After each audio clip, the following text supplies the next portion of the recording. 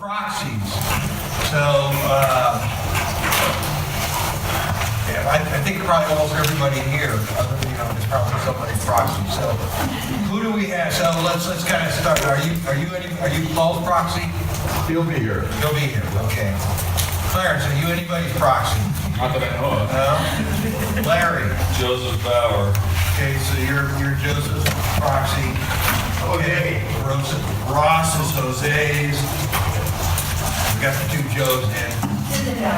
So Susan for Susan. Just interested public. So introduce yourself while we're doing it in case somebody knows. Okay. You anybody's proxy? Kelly Gaines. No. You're not anybody's proxy. Nobody's proxy. Mary, are you anybody's proxy? I'm in for Northwest RC&D. Okay. And Erin, many of you probably met Erin at our last meeting in Hayfork. She's faculty at Humboldt State and has been invested, kind of looking into us and how we operate. So be good. Luckily, she missed the December meeting when I had my little meltdown. But there's still potential. There's still potential. And people know Noreen. Kelly isn't anybody's proxy. So I think that's it. I thought we were expecting Jerry Cousins also, because he was going to be somebody's proxy. Bob Morris. He's going to be here around 11. Okay. So let's do all of our voting before then. Okay, so at the beginning of the meetings, we also have an opportunity for members of the public to say their piece or pass or whatever. So, Jim, you got anything you want to throw in there? No, I'm just here to see where it goes. Okay, Aaron, do you have anything you want to talk about? Any of your stuff you've been writing? Or? Sure. So I did write a piece not about the Trinity County Collaborative, but about the Weaverville Community Forest, and it's going to be in the Humboldt Journal of Social Relations, which is like an in-house journal that we have at HSU. We're doing a special issue on the American West after the Timber Wars. So I sort of wrote about Weaverville Community Forest as a cool example of people coming together to manage a piece of ground. Okay, cool. And I can send that to everybody. I've sent it to. You said is it in the form that it can go out? It's not final yet. Okay, but, so when it is, let me know. Yeah. Okay. Well, Kelly will get it on the website or something like that. Okay. So that's our public. So the collective memory that went out, thank Noreen for an incredibly thorough job on the Hayfork meeting. If you got anything that's earth-shattering that you think needs to be corrected, let us know. If it's just typos, you can live with a few typos. If they're not complicated. Oh, Jenna, okay. Is your Forrester going to still make it? Yes, but he's running late. He said 11:30ish. He'll be here. Okay. Cool. Are there any time-sensitive items that are not on the agenda that we need to cover today so that all you proxies can vote on something? I'm sitting down because I was on my feet all day yesterday. I'm going to be on my feet all day tonight. Anything that anybody knows about that needs to come up separate, different from what's on the agenda? No? Okay, that's kind of it. So, I was going to do this anyway. The program of work was supposed to be kind of, we went through, the Shasta Trinity side of the program of work at our meeting in Hayfork in a lot of detail, and wanted to have an opportunity for the group to look at the same kind of things for BLM and Six Rivers. And I was going to put BLM in front of Six Rivers anyway, and Dan's running late, so it's Jennifer's show. I'm like 3 sips in my first cup of coffee. I'm not a big PowerPoint person, so I think you guys all are. This is a spreadsheet kind of crap. All right. I bet some of them have rooms for them. Spreadsheet. So BLM front and back, you'll notice as they come around, I did my best to give you guys at least an idea of where everything is happening. We'll kind of read the document if we know, and this tonight, some of the stuff is farther out, you know, what type of deep document we're doing yet. And then in the notes, kind of where we stand with each project and an idea on, you know, when we're going to be working on NEPA versus when we plan to try to implement. It's kind of an interesting time in the BLM right now. A lot of shifting priorities, and so a lot of the things that we maybe thought we were going to be doing seem to be a little bit more up in the air than we expected them to be. So my caveat with this is more so than any other time in my 18 years with BLM, do I think that this could change at any given time. So I don't know if you guys want to ask questions or if you want me just to start at the top and go through. I don't know how detailed. I wasn't here for Forest Services presentation, so I'm not sure how early you guys went through each project.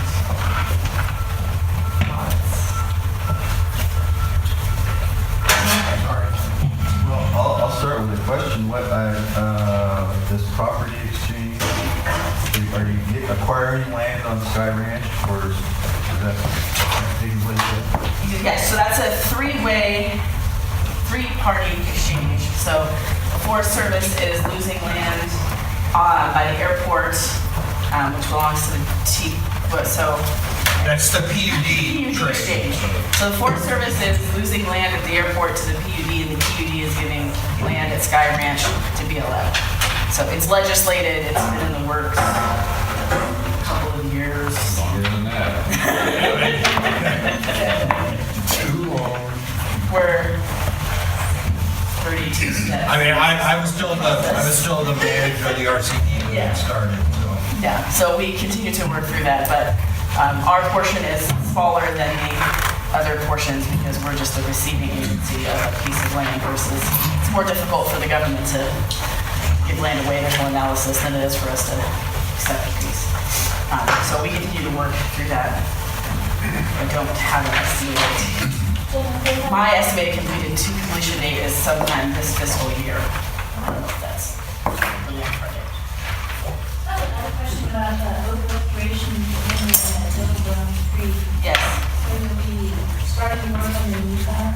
yes. Do you guys have a prescription yet for restoration?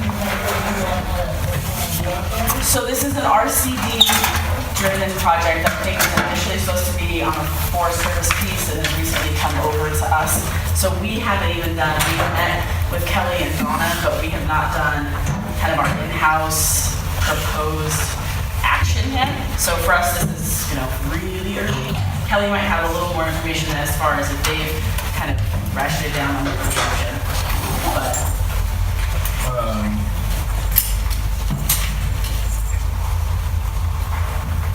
We're basically at the beginning, we're gonna have to do some surveys there first, and then there's the NEPA kind of things that we have funding for also. So we're just at the beginning phases of that project. So I guess the answer is no. There's no prescription. I would imagine. Yeah, we're not even near that yet. It sounds like there was a workshop earlier in Eureka earlier this month with an extension on the research they've done. But it seemed like there's just more understanding oriented, it wasn't necessarily the black oak and the Concord kind of thing. So I'm just curious what you're going to be trying to do. So long term. Yes. Yeah, we have till, I think, sometime at the end of 2019 to finish the planning portion of it for the grant that you guys have, and then sort of indication would be, I think they're thinking 2020, unless we get them before then.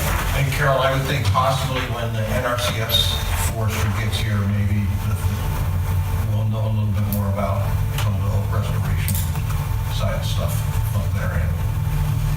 So the big things for us and that have been on our plate for a while now are obviously our resource management plan. We're just working on preliminary alternatives.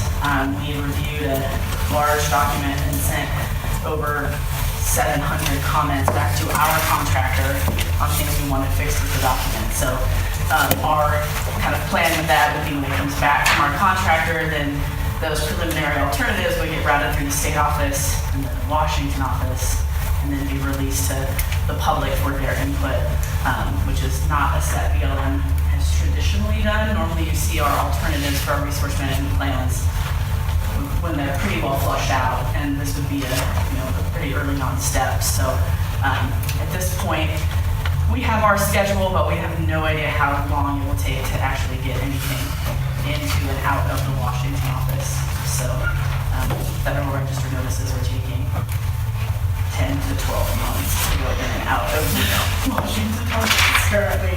So I don't know how long a document of any size will take to go in and out. And then our biggest thing that we're working on currently, 2 things in Trinity for this year, is the Helena Fire salvage. So we're just about ready to sign the NEPA on that document, and then start doing some tree marking. We have a crew actually coming out of Oregon. We have a timber crew that we borrowed out of Oregon to help us with the mark, because of course we don't have any in-house resources to do that. And then continue to work doing all the surveys on the Indian Creek fuels reduction project. So that's kind of our 2 big things that we're working on right now. And then Grass Valley Creek sold and to TRL, and they have that subbed out, and so I imagine they will be starting work on Grass Valley Creek. We've been hearing from their subcontractors, so as soon as things dry out, they wanted to start some road work and get going. So that'll be our biggest kind of implementation stuff rest of this fiscal year, or potentially. So are there, it came up certainly, last time with the Forest Service, with Shasta Trinity, where we fit in priority-wise when staffing is tight compared to projects in other parts of your area. So how we stacking up? Actually, fairly well. Obviously, the RMP, which covers all 5 of our counties, is our #1 priority. And then some of the timber-related projects fall right up there. The kind of shift in direction we're getting from this administration is they definitely want to see, fuels reduction work. They want to see timber work, so we're shifting in that direction. We have a huge really workload, not so much in Trinity County, but in Shasta County with rights of ways and power lines and water lines and all of those things. So most of our work, so we cover 5 counties: Shasta, Trinity, Tehama, Butte, and Siskiyou. And the bulk of our workload right now is actually in Trinity and Shasta. So not doing a whole lot in Butte County and some fire safety council projects there. Not a whole lot in Tehama and hardly anything in Siskiyou other than grazing. Okay. Is that because we're more forested? Yeah, and the projects just seem to kind of ebb and flow. And so sometimes as we work them through the kind of priority list in the office, these have come up. So like Helena obviously was a shift after the fire, so we're responding to that. And then Indian Creek, Tim's been doing a lot of work for FMO in Shasta County in the urban interface, but wanted to do more kind of landscape level projects, so he's been prioritizing doing those. So we try to spread stuff around the counties and not focus on just one, because we realize we have a constituent base in all 5 counties. So, but this is a fairly, if I were to pull my whole program of work for my field office, this is a pretty big chunk of it at this point. Our big commitment is the shaded fuel breaks. Good opportunity to do all your power lines on our eastern Trinity County. Get our power lines 300 feet, 400 feet back on the side and do that. That would be a nice thing to have in the work. So the one thing I don't have in here, and I guess I should have put it, is so statewide, BLM is working on I would basically call it an urban interface fuels reduction EA. So it basically will buffer so far out roads, power lines, even private property. BLM boundaries. So that kind of programmatic NEPA document is at work at our state office level, which then will allow us to hopefully more easily kind of pin down projects and not do quite as much analysis, right, that we will have covered. And that NEPA document is basically covering the forested acres in the state, so mostly Northern California and our mother lode office, so out of like Sacramento. Yeah, so, I mean, Elder Buncher, that gives contractors, maybe 3 or 4 of them, a chance to have a 4-year, 5-year out go along with power line that's finished. And this one, Right. the shaded field rate, going out 300 feet from Elder Buncher, where you can't, there's skips, and you got to bring in conventional stairs, and that is getting back up the hill, all different ups and downs. Yeah, that would be a tremendous boom for forest BLM and maybe some timber buildings and those that would be committed. So, I mean, the document will help us be, not have to do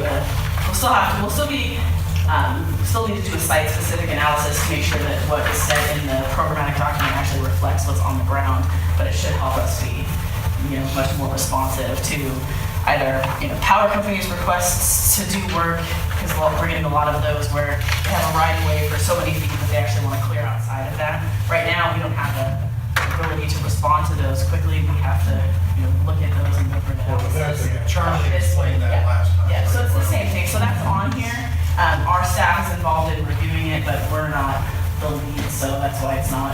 So at what point will it be out for the public to review? We are supposed to get our first opportunity to look at the draft document, I think, starting the first part of May, and we have it for 30 days at that point from the field, from our state level to us. So I would imagine sometime early summer, we'll see it. So maybe it would be ready for this group to chew on for the August meeting, potentially, or October, one of those. And it may be before that, so as I get kind of this feel for their timeline, then we'll know. Maybe something that the forestry subgroup needs to take a look at, independently of the full meeting. So. And that's a draft. When do you anticipate it would be complete?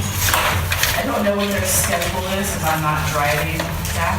That's coming out of the state office. I can find out and email you because I don't really have if you the would, timeline. what they think the timeline. I'm thinking they're wrapping by the end of this fiscal year, so they want it done by the end of September to be finished with all of it. The other question is specifics. How much does it improve your response?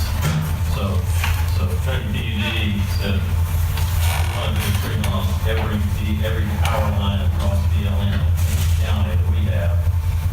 What's that going to mean? So, I guess there's 2 different ways to look at it. Right now, I think it has a cap. The last draft I saw of no more than 20% of the land base in a watershed, so we have to look at that. And I guess the other piece that we don't know yet is what's going to happen with the biological opinion. So, if we have pushed back to the state office and said this document doesn't do us any good if you don't get a consultation from the Fish and Wildlife Service and get a biological opinion. Because if they don't do that, then anywhere we're in spotted owl habitat, it'll be left to us at the field level to go through that process anytime we want to do projects. So we're hoping that they heard that feedback and realize that, if they don't. The risk of sounding negative, it might not do any good. So, it will do a lot of good because the baseline analysis for kind of a variety of treatments will be there. So at a minimum, we would be able to pick out the information, the analysis, plug it into a document, and then just deal with the site-specific issues that they haven't dealt with versus starting from scratch.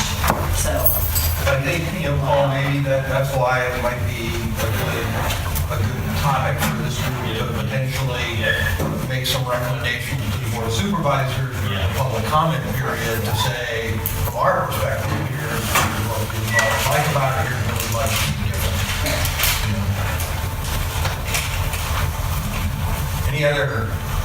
So how will the slowness with which you're getting things done through the Federal Register affect? So on these, most of what we've identified are EA level NEPA documents, so we don't have to Federal Register notice those, so it shouldn't have an impact. Okay. It's really just the things, like, well, the RFP obviously has to be reviewed at the Washington office level. Yeah. It already has its federal register notice, but the document still has to go back there for review and approval. And they're just not quite fully staffed. So there's not a lot of people there to respond to reviews on documents. So, Sorry, I'm kind of multitasking here. All those people doing the proxy thing, I think they should run that. I didn't know Dan was coming like, you know, as a full entourage. You must be worried. they let me go first. Oh, great. Okay, go ahead, Ross. Hey, what is the trails in the Ewing Reservoir? When will that be ready to get started building?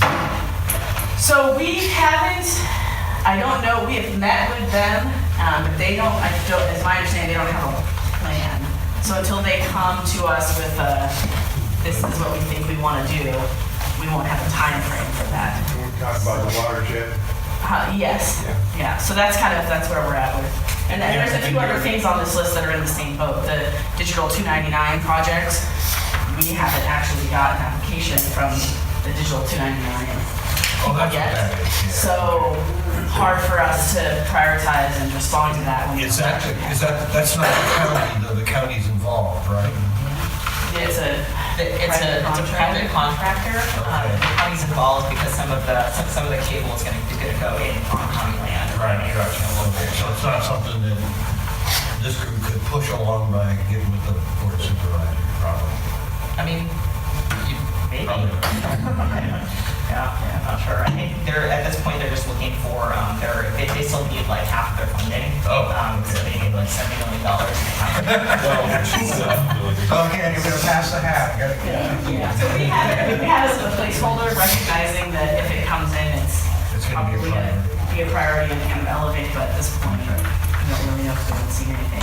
And the same thing with the Weaver Basin Trails plan. I had an email from Scott Morris wanting to meet to talk about, taking a look at that. I didn't put it on here, but we recognize that, when they want to schedule a meeting and start to work on that, then obviously we'll be engaged. Do you put out ask these people that Morris being the right way and the fisheries and that, these out ahead for their input, because you prepare the document, will be ready, and they need to have some sort of proposal to try to, so you can work it in? What do you mean, do I ask what people? Well, So it has program in here for me, that's who from my staff is. but you send these to the people that you need to have work, you're gonna need the work done. So you need to have the jobs put out, going around and mark the trees, and have our sample shaded field record ready to go. So Yeah, I mean, if we were going to, all of this work at this point is scheduled to be done in-house. So it's just a communication with my staff about deadlines and priorities so they can get it built into their schedule. I guess we would communicate with outside entities if we were looking for contracting assistance. Well, like the fire salvage, I mean, that'll be a Yes, yep. And how about the firewood project? Is that gonna be community firewood or commercial? I think she's thinking on the Helena, it might be community-based. I guess we'll have to see what access looks like once we're done with the actual salvage sale. And then the same thing with Union Hill Pond firewood. She's working on the NEPA for that, and I guess that'd probably be a combination of both. I mean, you could come to us and ask for commercial permits, or we could also serve the community with individual ones. So we have now a mandate to put the food stamp people when they're receiving that to work. So are you thinking about how to add them to the program, or at least taking the brush and piling it so we can learn later, or when the professionals come in? The CDF with their crew out there at Camp and Lewis, and they do a great job in training around town, and then people probably in the food stamp arena to train just to pick up limbs and stack them with somebody else to put a piece of plastic over. So they want to keep it in. So we use CAL FIRE a lot. They're inmate crews, we have agreements with them, so we use them because it obviously keeps the cost a lot lower for things that they have a skill set to do. I would imagine if I don't know what level those kind of crews would be formed, if it would be a county thing. I don't think or- anybody. Yeah.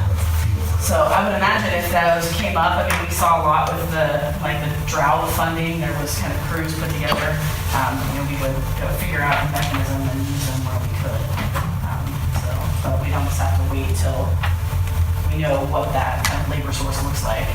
So at least for the Forest Service, the hiring authority doesn't exist for that specifically. They could apply as a temporary, all of those other good things. It's really the opportunity to, I would see, is working with our partners of, is there some sort of funding source that makes this meaningful for the RCD or the Watershed Center to move down that path? Or for them to just apply to the jobs that they have for their fuels crews or other things like that. That's really the opportunity, I think, that for those people specifically. So, any other questions for Jennifer at this point? Thanks for knowing this one. Yeah. I guess I must have made Weaver coffee tonight. Well, I'm here if you think of anything. Okay. You know where to find me. Cool, thank you very much. And there are, for people who didn't get them, I'll put the rest of the spreadsheets over here.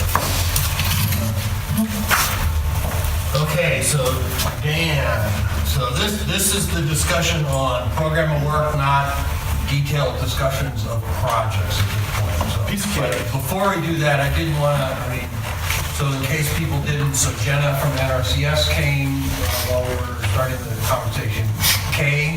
Grace came, and Kay as a member of the public. At the beginning, we always have an opportunity for public comment, so I kind of wind back a little bit to see if you had anything from just the general public comment side of things.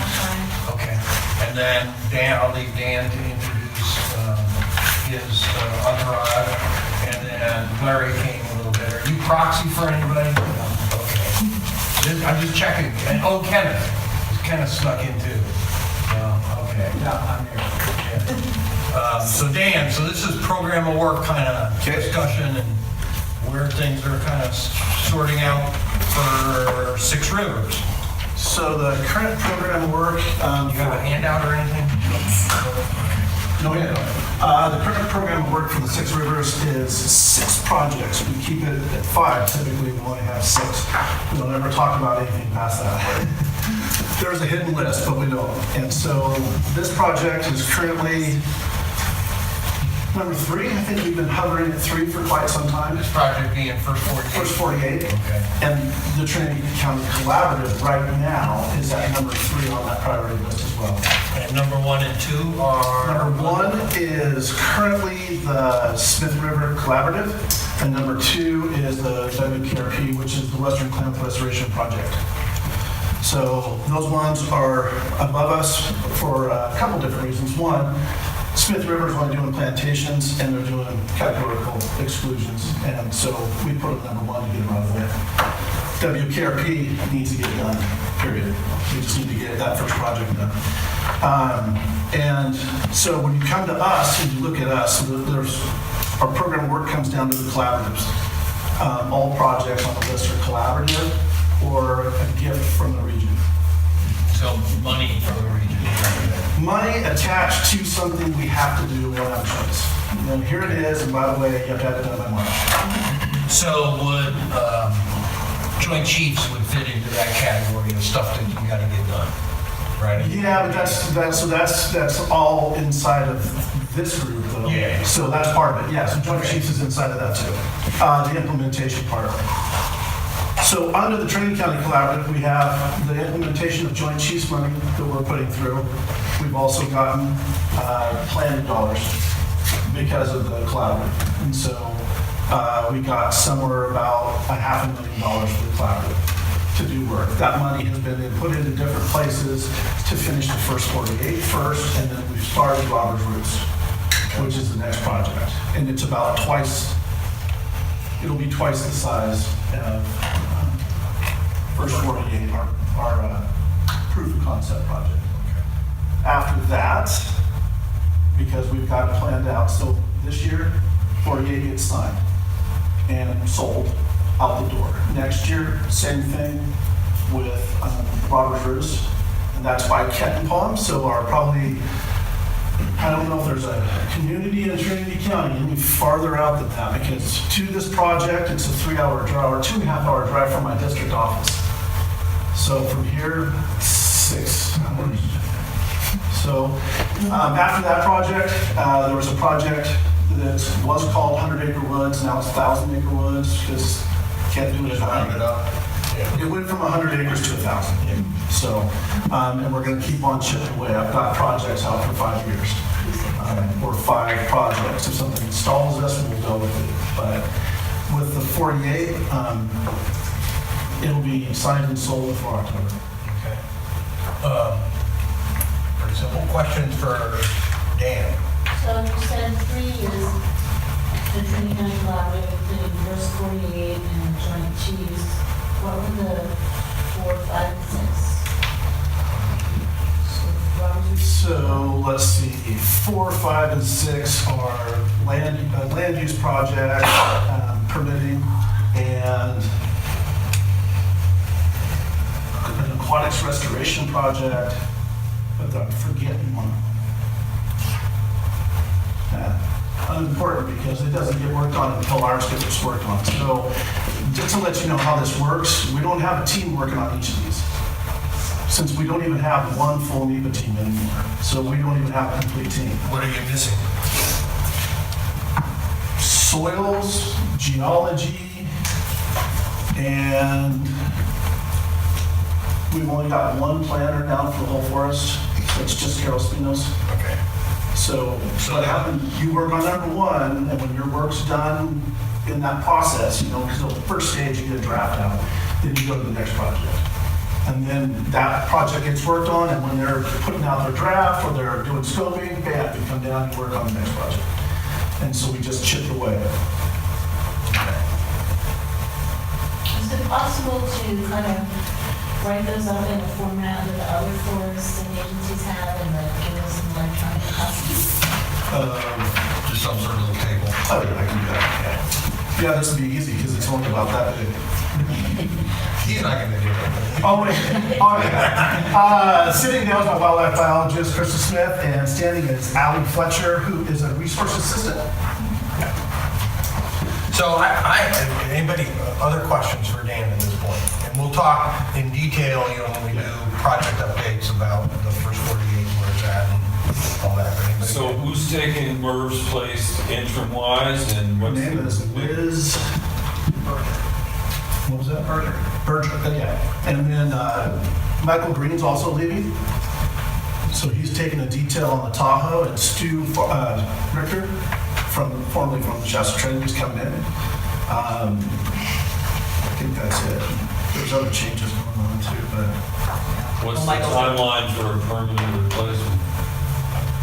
it could be pretty fast because some of these are being done by appointments. So we don't know. I don't know Liz, but some people do, and they were excited to see that she was coming, such as Carolyn and Carol. We're excited to see her come, but I've never worked with her. So in case everybody doesn't know, maybe fill the group in on what's happening. Oh, Merv George took the job with the road. The road system in Region 6, so the first forest into Oregon. And that's going to be, I think his first day, I think is like May 13th or something like that. So it's right around the corner. Is that a promotion for him? Yes. So GS levels it is. It's a bigger forest because of the combination. So he's currently a 14, goes there's a 15, and has a more complex forest to work with.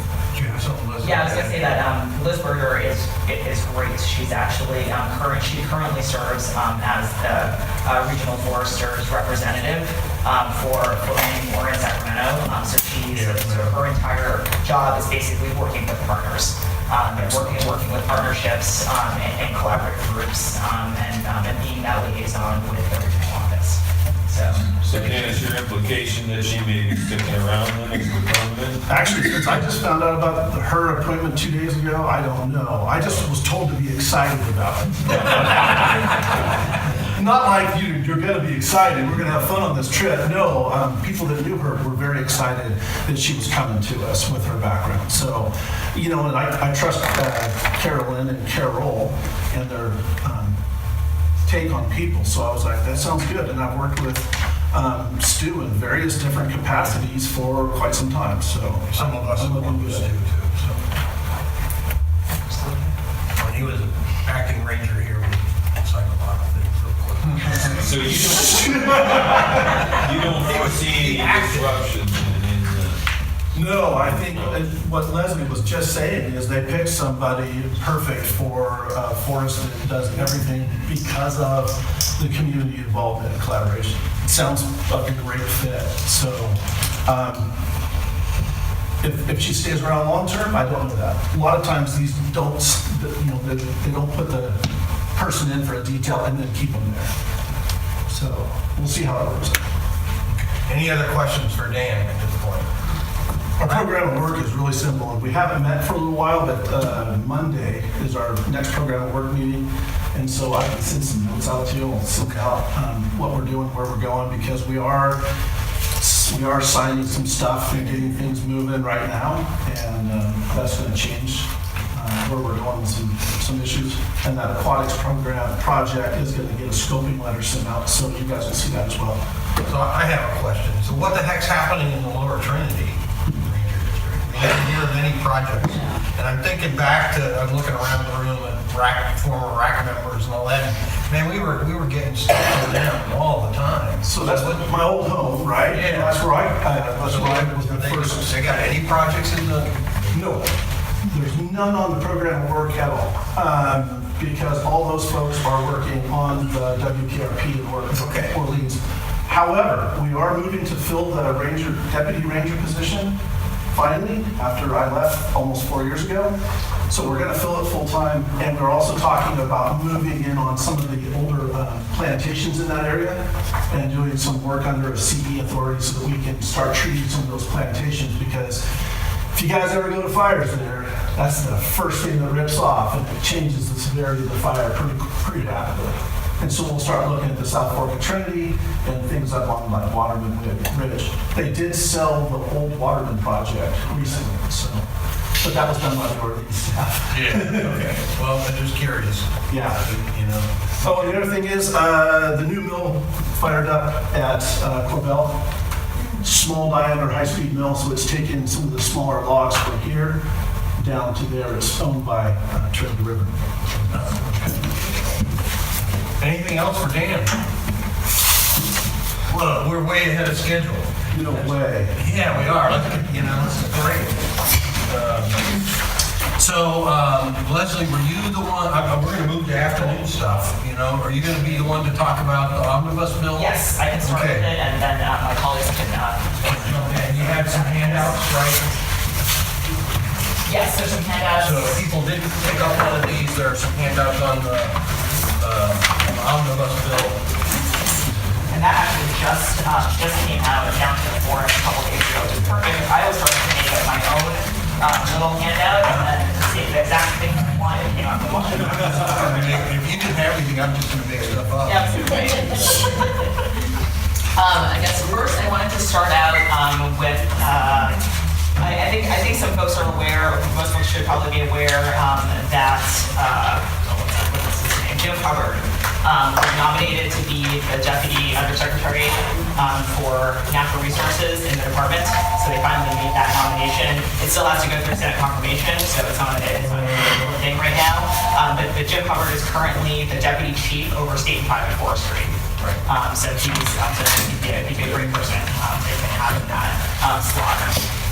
So we're hopeful about that. It's just now at this point, it's just about the beginning.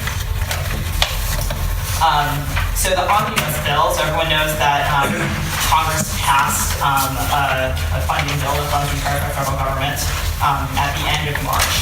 And in addition to the actual money that comes along with appropriations, there were a whole bunch of riders and a whole bunch of other little goodies in the bill. So the handout that I have that I gave to folks kind of gives some of the highlights of those little tidbits, and I'll just go through the highlights.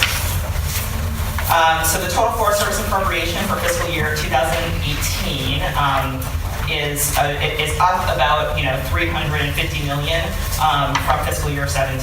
So there's additional money that was appropriated for wildfire suppression as well as for hazardous fuels reduction. So those are all good things. The big item that finally made it through the bill through Congress was the fire funding fix. I think everyone's sort of aware of the issues that the Forest Service has with fire borrowing, and the fact that we use this 10-year rolling average for the cost of fire suppression, and then that's sort of how we get funded. And as we exceed that, we have to move money from other appropriation accounts into wildfire suppression.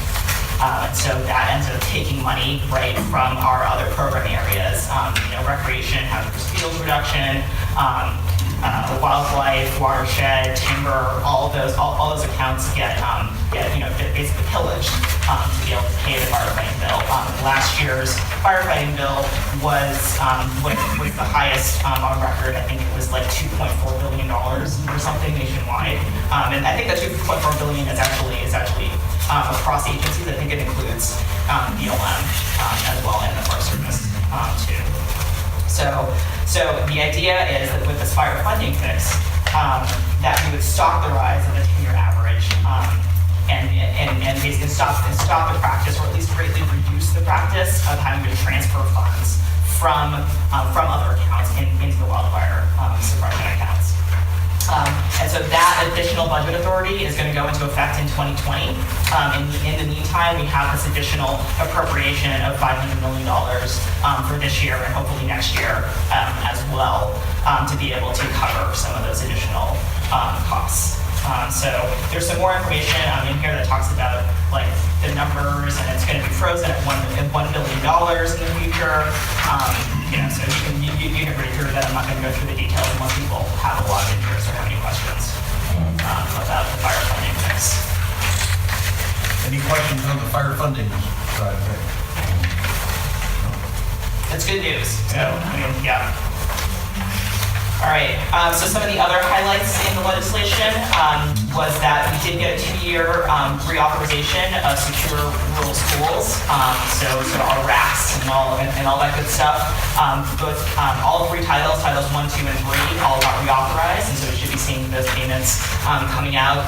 We will be working with the RAC in Trinity County to get more members, or to reappoint members that are interested. Like for instance, might be interested in serving Arnold. Yeah. Don't everybody jump up at once. But we actually, so the importance of the RACs, right, is that we don't have a quorum on the RACs. We need at least 9 members on the RAC representing, there's like a bunch of different like organizations or subgroups that the members have to represent. If we don't have that, we can't give out the money that's associated with the RACs. And in Trinity County, that tends to be, it's around $300,000 to $400,000. $400,000 a year. And change. Yeah. And But you so that's, actually have to appoint people to be able to serve on Yes, the RAC. exactly. That's the law. So, yeah. So we're working on that, and I've had a lot of communication with the new program manager at the Washington office, as well as our regional head of the program, to try to see what we can do to speed up the process. And one of the things that we did, I think, starting last summer was that they used to have some requirement that we had to submit 2 names for every open slot on the RAC, which is just like we just made that up. Like the Forest Service just made that up. Like it wasn't something that's actually required by law. And so we're hoping that they will continue to allow us to just nominate 1 person for each slot, which would obviously save a whole lot of time.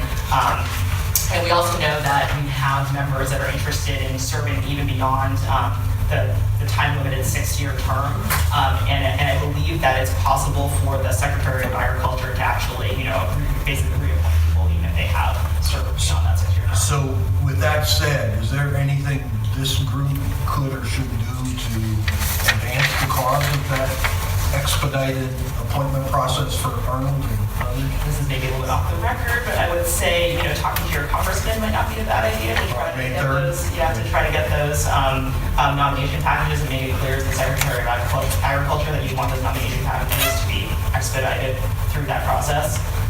We still have a package, on the long-term, package, it taking a long time to get nomination through. There were a couple packages that we sent in, including one for Trinity County, that has been sitting there since September, and there's been no movement on it. I think partially there was no movement on it because at that point they The didn't. law hadn't passed. Yeah, the law hadn't passed yet, right? And so at this point, I'm hoping that because there is a new authorization, that there'll be renewed interest in movement. I guess this group could consider, this might be one of those opportunities to get the board to send a letter to the secretary, so. Yeah. But as I understand, so there's 2 years of appropriations, right?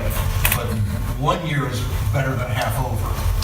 Yes, but those funds are available to be expended until September of 2019. Okay, so they don't have to be obligated by this September. No. The appropriations, the funds from both years, I think you have until September 2019 to be able to obligate them or to give them to whatever project you wish to give them to. But that's great. But that's it's good news that we got a 2-year authorization for that. Any other questions? RAC, secure rural schools. Do you have a coordinator person in the supervisor? We do. It's still Susan Irwin right now. It's still Susan Irwin. Susan will be retiring. We think at the end of this year, and so it's going to be somebody. And so soon it will be somebody new. But for right now, it's still Susan. And how about a designated federal official? So it'll be waiting. so for here, it'll be Joe Snails. Okay. No, Tom. It was Tom's turn last time. Tom Chucky's. No, it'll be Joe. He wasn't happening on his term, so he got out. Yeah. Just like the DFO for Shasta. Okay. Shasta Rock. So all right. So the Omnibus Bill also expanded our ability to use the Good Neighbor Authority to complete projects. And this is an important change. It actually amends the Good Neighbor Authority to permit work on existing roads required for project completion, including road reconstruction, repair, and restoration. In the past, this work was not allowed underneath the Good Neighbor Authority. So that's also an important change. Really a good change for us. Let's see. There's more flexibility with stewardship contracts. It used to be that our maximum term for stewardship contracts was 10 years. They're actually expanding that to 20 years, which is also good, especially for those who are our contractors, because it allows them to amortize their investment over a longer period of time. So that's also a good change. The next one is there's a new categorical exclusion that was designated by Congress, and it does not expire, which is great. So it's a new statutory categorical exclusion for wildfire resilience projects. And it's tied to HEFRA, to the Healthy Forest Restoration Act bill. And they have to, in whatever projects we choose to pursue under this new CE, they have to meet a certain criteria, such as already being designated as at risk from insect and disease under the 2014 Farm Bill. So those areas that we had designated, those watersheds that we had designated as insect and disease areas, those are also the areas that we would be looking at to use this new CE category, just like the insect and disease category. It's a 3,000 acre limit on the CE category as well. It expands the scope, I think, of those, of the potential purpose and need for those projects. So we have such an insect attack already the last 2 or 3 years, and we're still in a year of drought. So can you apply the whole county, Trinity and Shasta, to this as an emergency situation? Because we either need to spray or get knocked down a little bit, the insects, or, try to get the dead stuff down so it can't reproduce. And rock beetles can do 4 patches and per one, so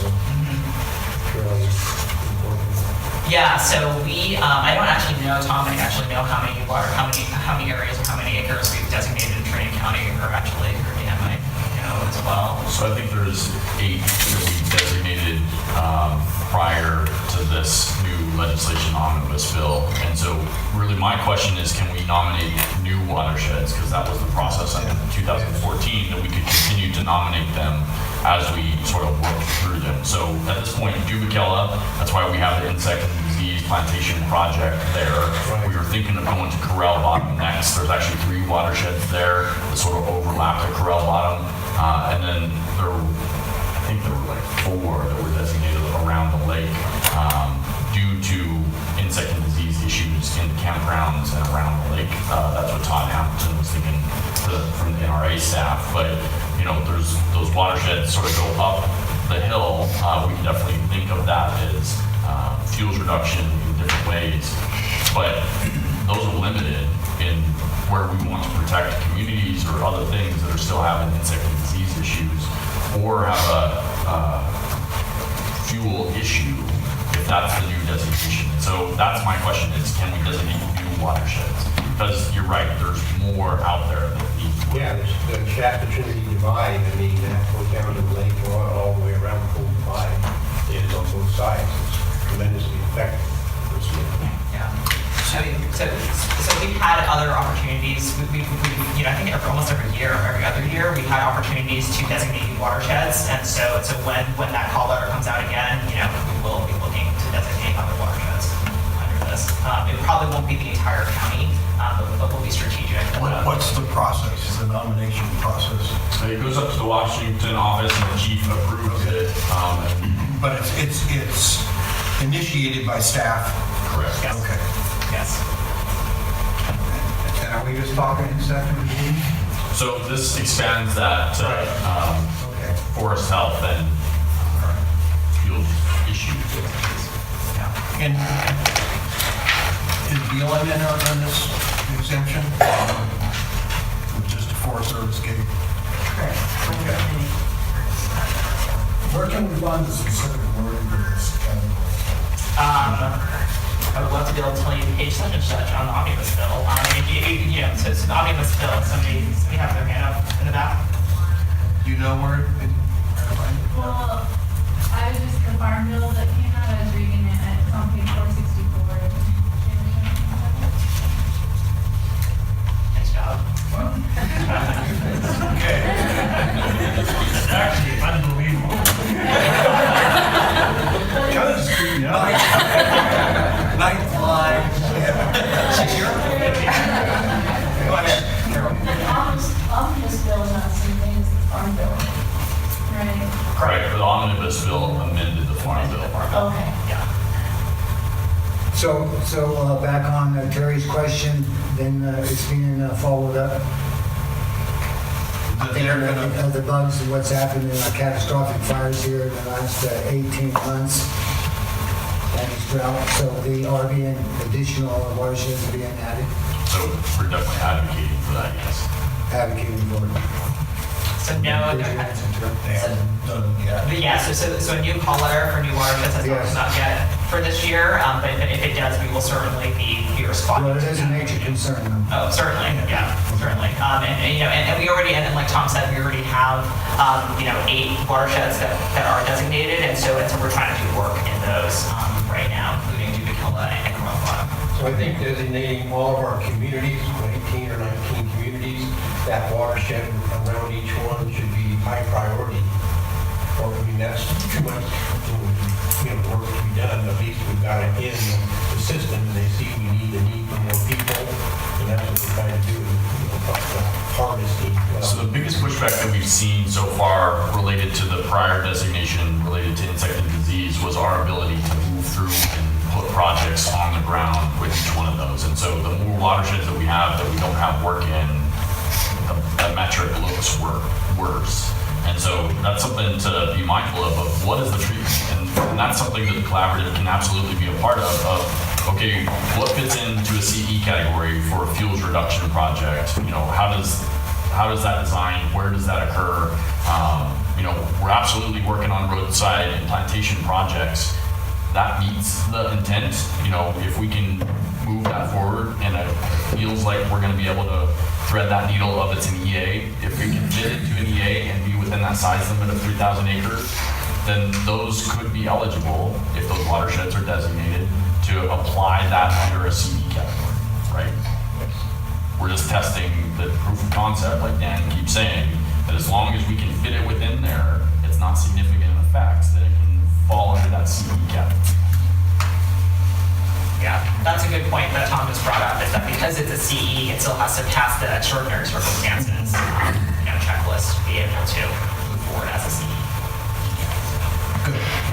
And one other quick thing there is that the bill also amended the Healthy Forest Restoration Act to include fire and fuel breaks.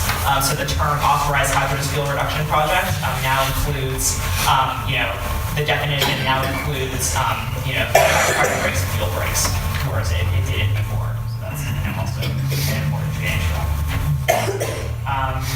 And then the last thing on here is the vegetation management rights of way, which I think we just saw Paul walk in, right? So I'm sure he's very excited about this inclusion. So this basically, electric utilities will have the option to develop and submit a vegetation management plan in conjunction with the Forest Service. We have 120 days to basically review and respond to those, and it limits the liability for utilities if the Forest Service in a timely manner. So this makes it easier basically for the utilities to be able to conduct vegetation management treatments being around our land. So All anything to add on that? Yeah, there's also some emergency provisions in there. I know Yes. Omnibus gives you some time to develop some regulations, but yeah, so it's so basically if there's an emergency situation, so there's a branch or a tree that's in danger of striking the power line, it allows the utility to act and take down that tree or branch, and then you would have to do, I think you have to notify the agency within 1 day. 24 hours. 24 hours, yeah. That you take that. And then one other thing I wanted to mention that was not in the omnibus bill, but that was in one of the continuing resolutions that was passed. I think I want to say back in February or January or something like that, was the extension of the Recreation Enhancement Act authority. So that's the authority that allows us to collect fees at our campgrounds and other recreation-related facilities. So that authority has been extended until September of 2019. So before it expired in September of this year, 2018. So that's good news. Unfortunately, it's still not a permanent authority. Just like the marina fees, it's still not a permanent authority. So now both of those authorizations expire in September 2019. And just for people of the NRA committee know this, but just how important is that to our NRA? So the marina fees are extremely important to the NRA. We would not be able to have even half the staff that we currently do without the support of those fees. I would also say that the RIA authority, specifically for the Trinity Group Management Unit or the South Fork Management Unit, the authority to be able to collect fees is basically what sustains that entire program. We would not be able to fund, we would basically be able to fund anything with salary license, since you would have to do everything for the entire west side in terms of recreation. So it funds all of our seasonal employees, it funds our maintenance workers. So the fees collected from those campgrounds, the fees I think also from I think there's a couple cabins, right, Tom, that you have that are also in the area? Yeah. So we collect fees from those, and those also go into the maintenance of those facilities, as well as to find our personnel or our boots on the ground. respectively, what percentage of the budget are each of those marina fees and campground fees? Percentage of the overall recreation budget you're talking about?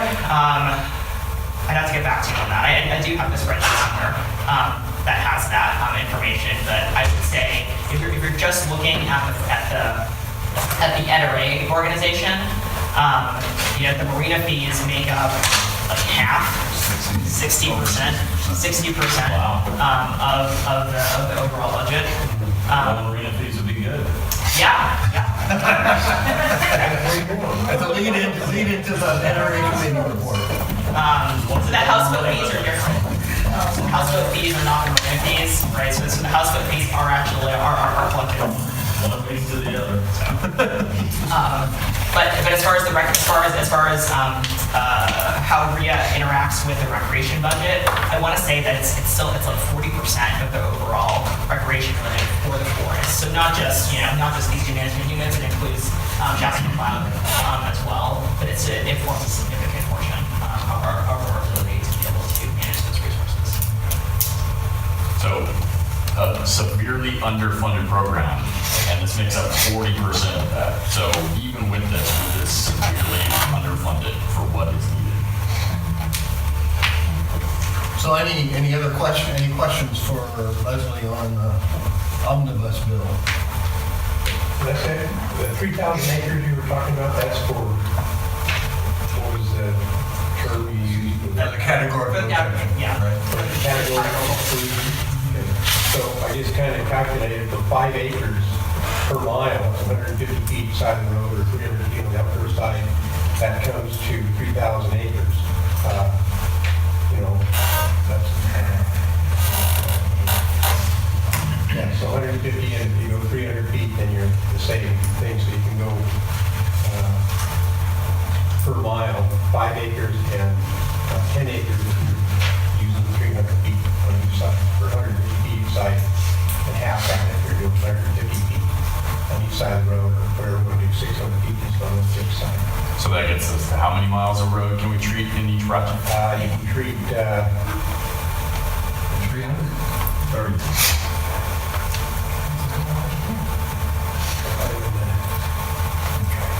Anything else for? 5 miles and 10. Anything else? Go ahead. Just to clear something up, the amount of acreage in a 300-foot field break is around 36 or 37 acres. Okay. Does anybody else from the Forest Service or BLM or NRCS want to add anything?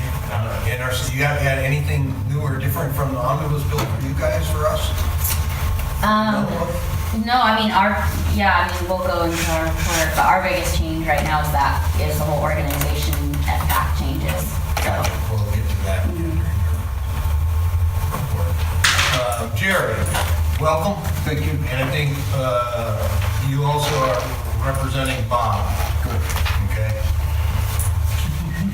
In case we ever get around to voting on anything. Okay, so we're still way ahead of schedule. I'm not sure what the pleasure of the group is. So, committee reports. Joe wasn't planning on being here until this afternoon, so we can't let him introduce himself. Backcountry Horsemen, which is part of the NRA committee report. I told them to be here after lunch also. Alan is not here. And I guess maybe we could take up, I don't know if we have a cannabis work group kind of report. Is Kelly going to do it? I would ask the. Okay, so maybe we'll take that up now. And it just it is 420. What does that mean? Go ahead, Kelly.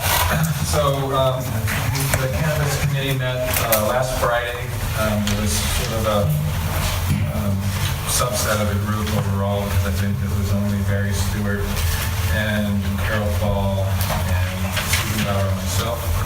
And they asked me to go ahead and provide a report of what we discussed. And much of the discussion kind of revolved around law enforcement and how things are being prioritized by the various agencies to address, trespass grows specifically. And it was kind of the will of the group that, Carol actually provided some context because she reported on a project that's being spearheaded by a professor down at UC Berkeley that is mapping, attempting to map trespass grows in various parts of the state. And so a lot of the discussion had to do with how those grows were being identified and how they were being prioritized by law enforcement for raids. And And so what we discussed was potentially getting a hold of camp and a few other law enforcement organizations that are actually, doing this work, and how they're identifying, as I mentioned, how they're identifying the actual roads and how they're prioritizing. And one of the thoughts that we had was, well, how do we protect some of the, our citizens that live in these kind of disjointed areas of the county that would be, most affected by trespass roads, especially on federal lands. And, the thought was that maybe we could,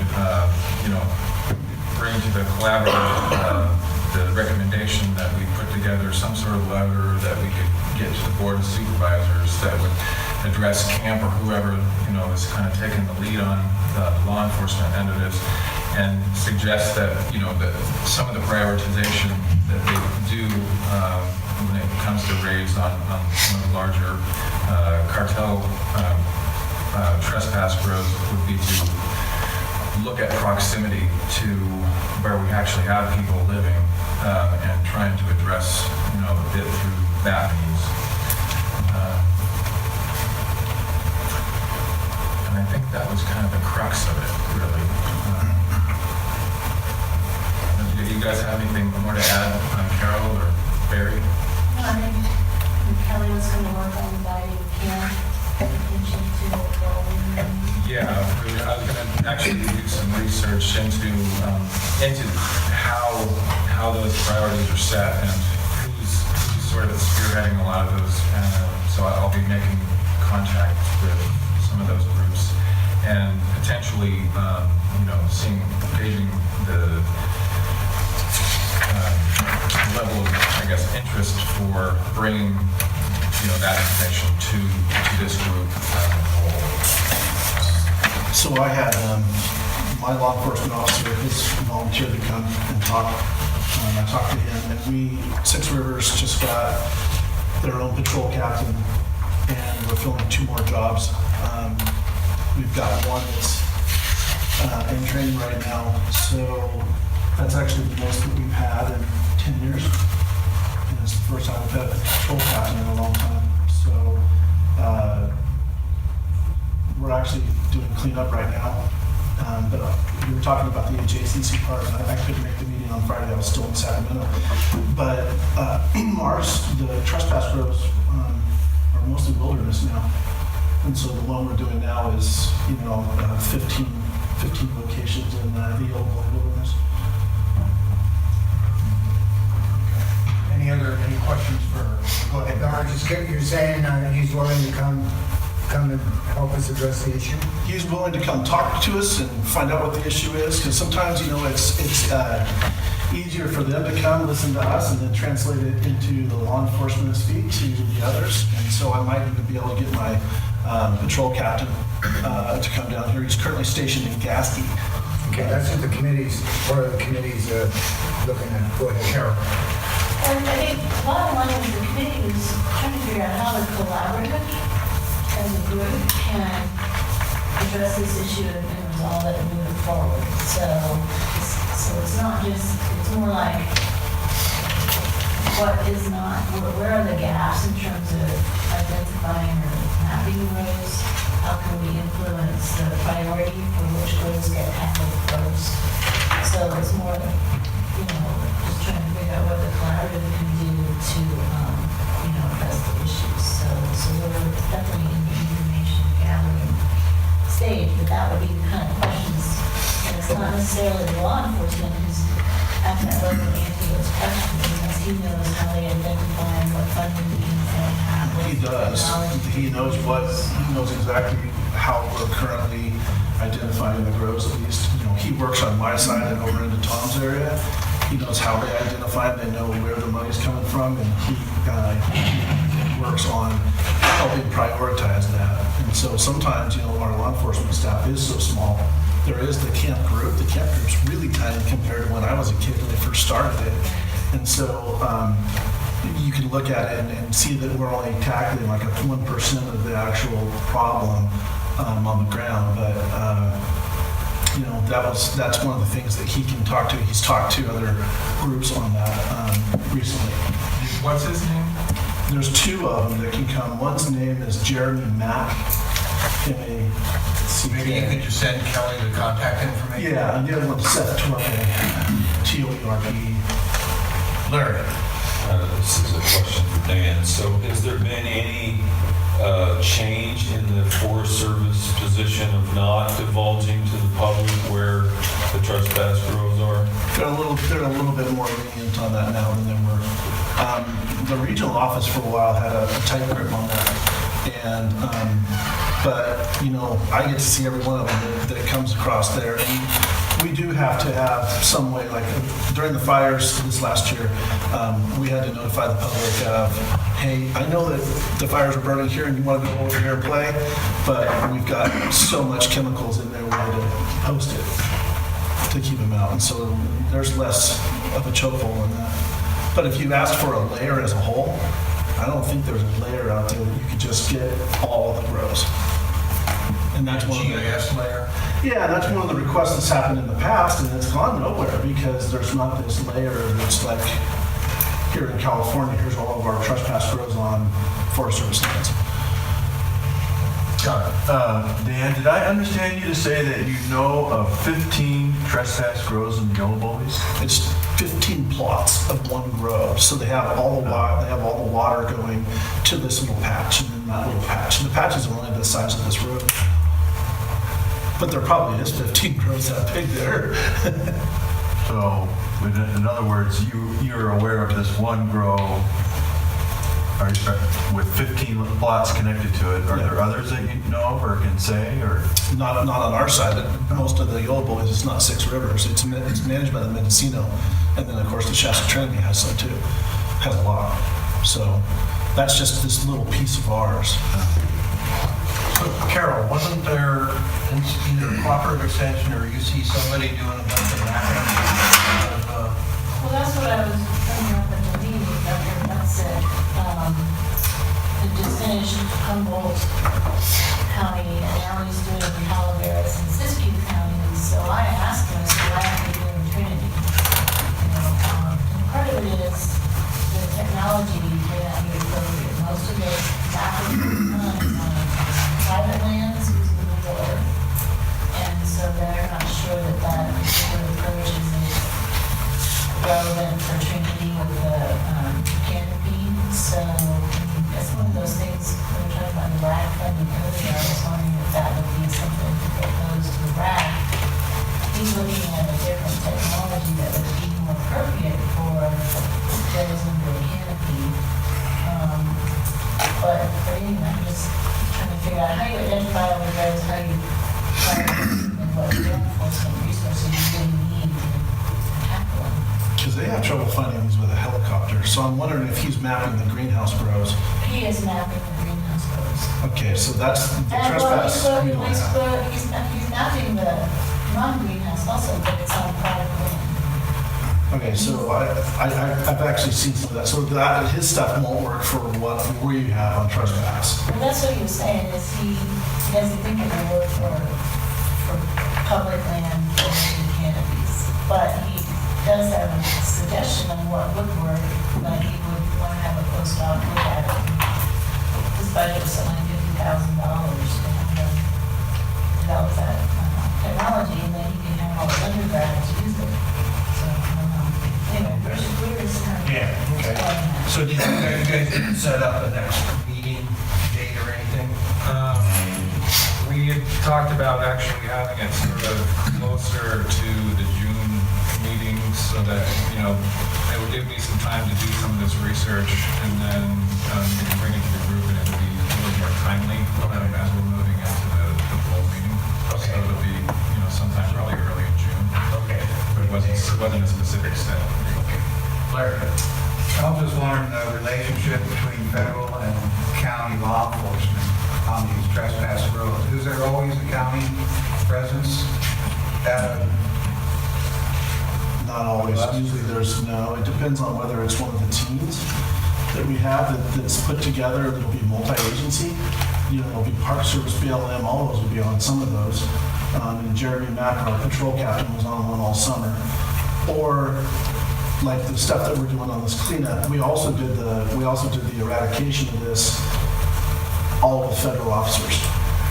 The people who've been helping the most on all of these grows, probably the driving force, has been the game wardens from Cal Fish and Wildlife. They have been absolutely on it, and a lot of that has to do with they're going to the private lands to bust them, and when they find that nexus to the Forest Service where they're impounding water or they cross the boundary, then we're getting called on those kind of a trespass. But the ones that are the big grows or the ones that are in the wilderness, that's pretty much been all us or one of the teams.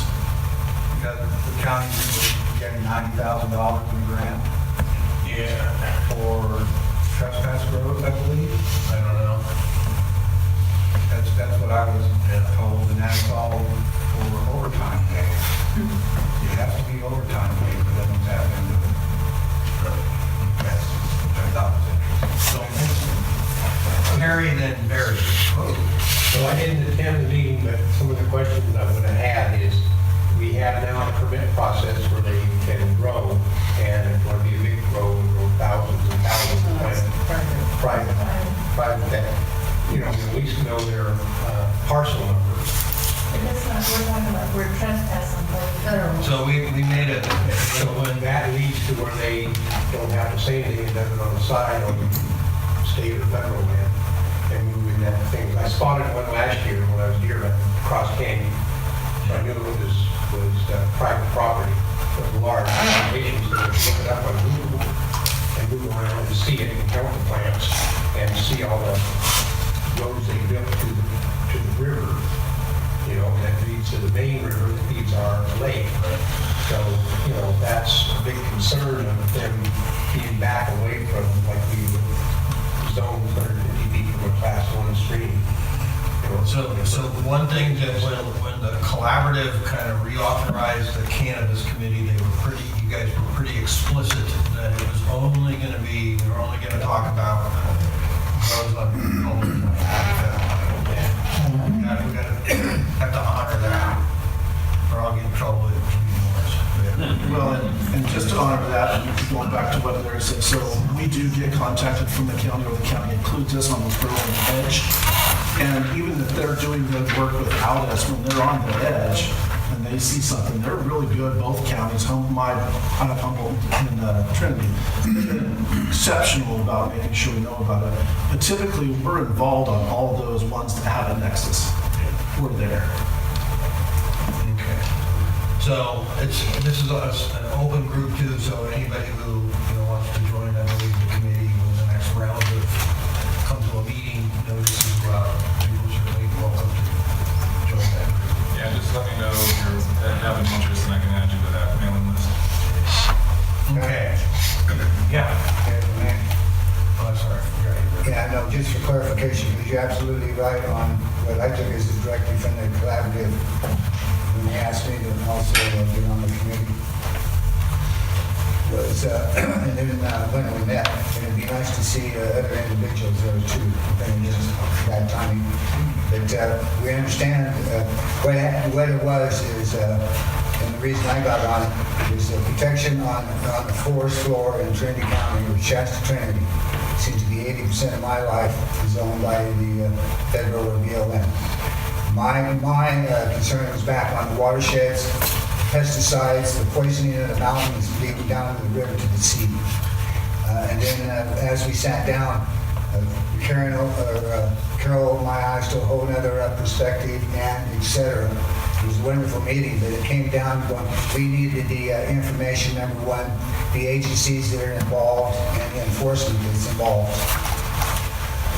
So that kind of backed us up, and that's where we're at. And Kelly's absolutely right on what he reported that took place in that 2 hours and where we're going.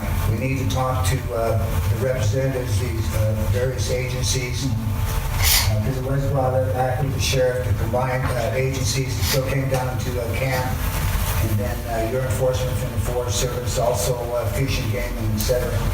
So that's where we're at. Now we're gathering information as to what's out there, what they know. We were not getting information that they had, and still try to protect the private citizen and the private property. I want to see them on the other line back out there. And that's kind of where we're at. So we're gathering the information. So anybody, Kelly, with his help, and with yours and any of the other agencies, with Canada, that enforcement, they can come and address that issue, or at least enlighten us as to what information they have, how they're gathering it, because I didn't even know until Earl said even on understanding through the satellite taking pictures. They've been doing that and or Google since 2011, 2012. But a lot of information isn't being released. But we need all this information before we get back on protecting our forest floor, protecting those watersheds, and addressing the issue of cleaning up a mess that's just costing hundreds or millions going. So that's kind of where we're at, folks. So it's almost like starting over. It's starting back on the agency sides and the enforcement. Okay. Thanks, Barry. If that helps. Yeah. Okay.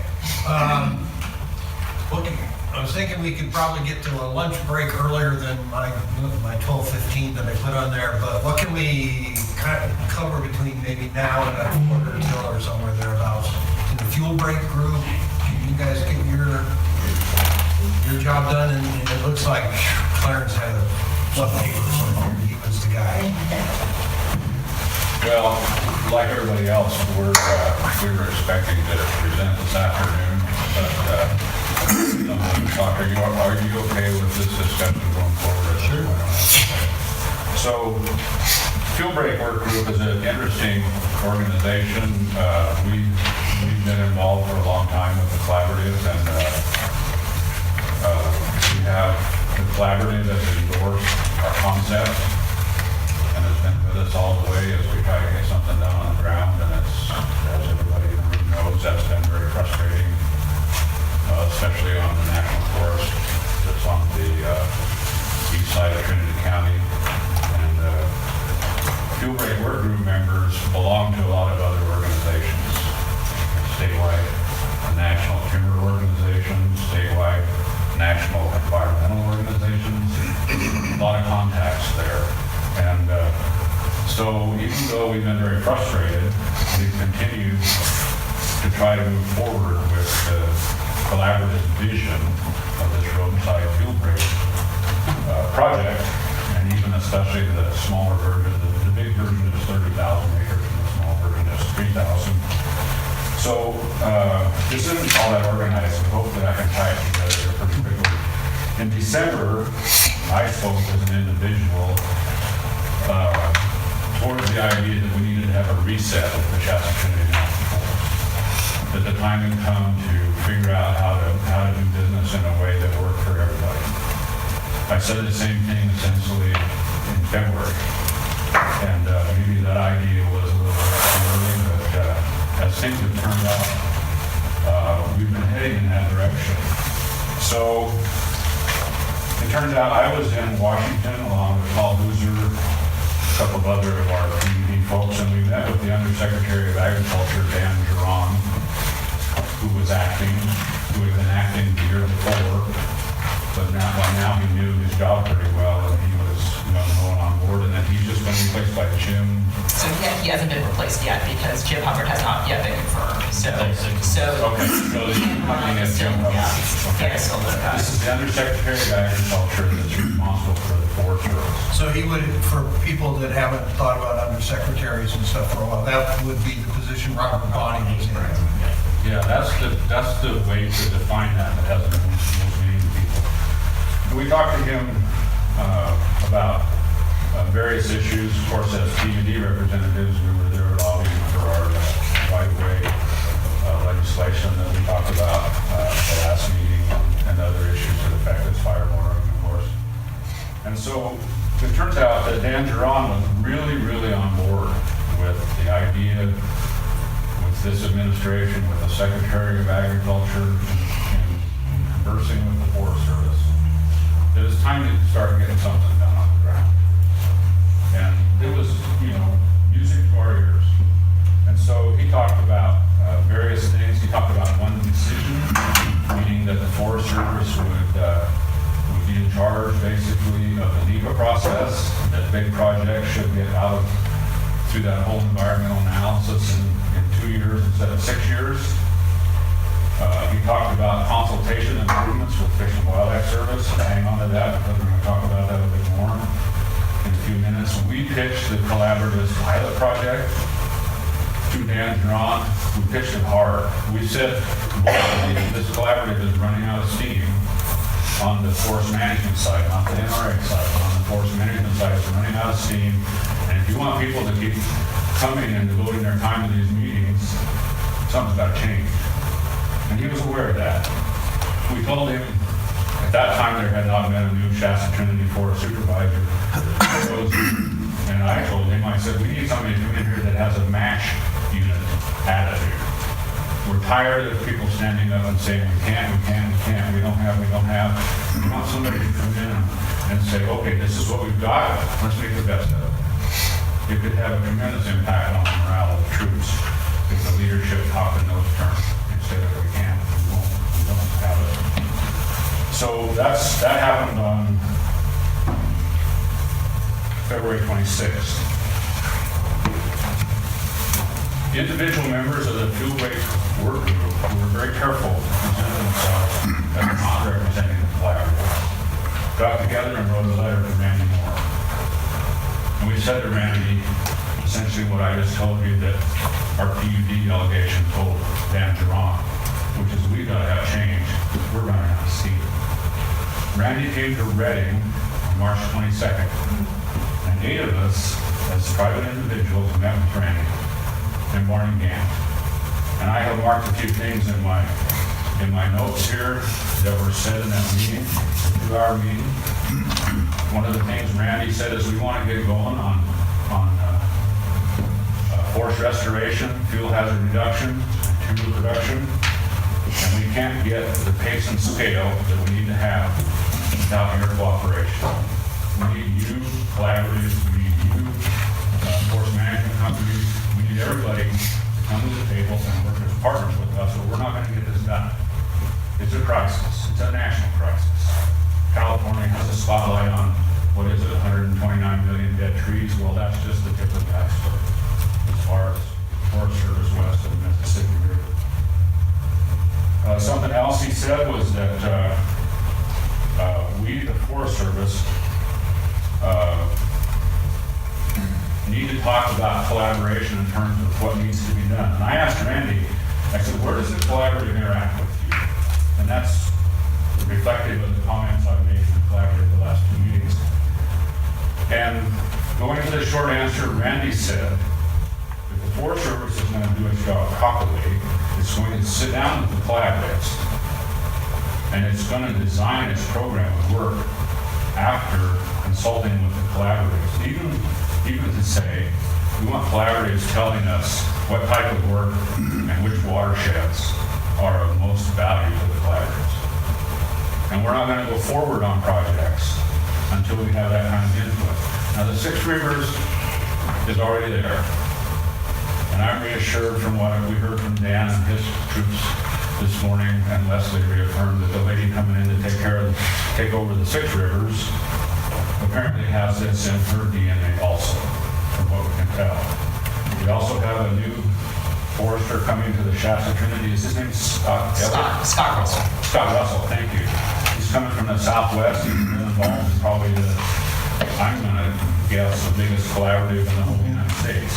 The Forest Resource Restoration Initiative. So things are starting to line up here.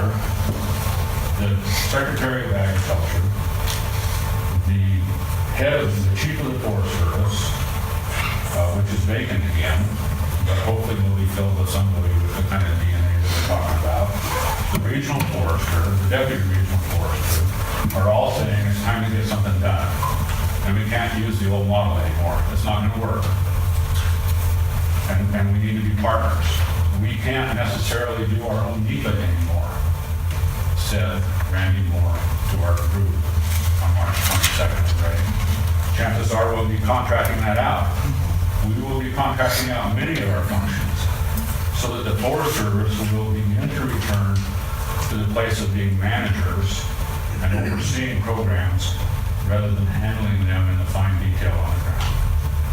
That is all music to my ears, and I think music to the ears of everybody who was in the room. Randy said, why couldn't Forest Service biologists do the owl work? Why is the Forest Service, these are my words now, held captive, held hostage by the Fish and Wildlife Service to get their biological work done? It doesn't make any sense. Aren't we all working towards the same end? So Randy closed with this. He said, you guys have expressed reluctance about approaching me because you thought it was not appropriate to go over the forest supervisor's head on these issues. He said, on the contrary, I want to hear from you frequently. I want to hear from you that collaboration is starting to work, that the people are dedicated to that idea, and if there's any problems at any level in the Forest Service, up to the forest supervisor, pick up the phone and call us. Don't worry about causing problems with your local Forest Service people. That's a wonderful thing to have said. And Randy also said, we, Forest Service, he, Randy, is good friends with the regional director of the U.S. Fish and Wildlife Service, a man named Paul Sousa. And he says, I'm going to call Paul Sousa, and I'm going to have him call you and talk to you about how we can get together and make things work better. So last Friday, my phone rang, and it was Paul Sousa. He said, what's going on, man? My friend Randy told me that we need to talk and we need to try and figure some things out and get something done. And I gave him a 30,000-foot view for 5 or 10 minutes. He says, what should we do? And I said, well, we need to sit down and talk face to face about some of this.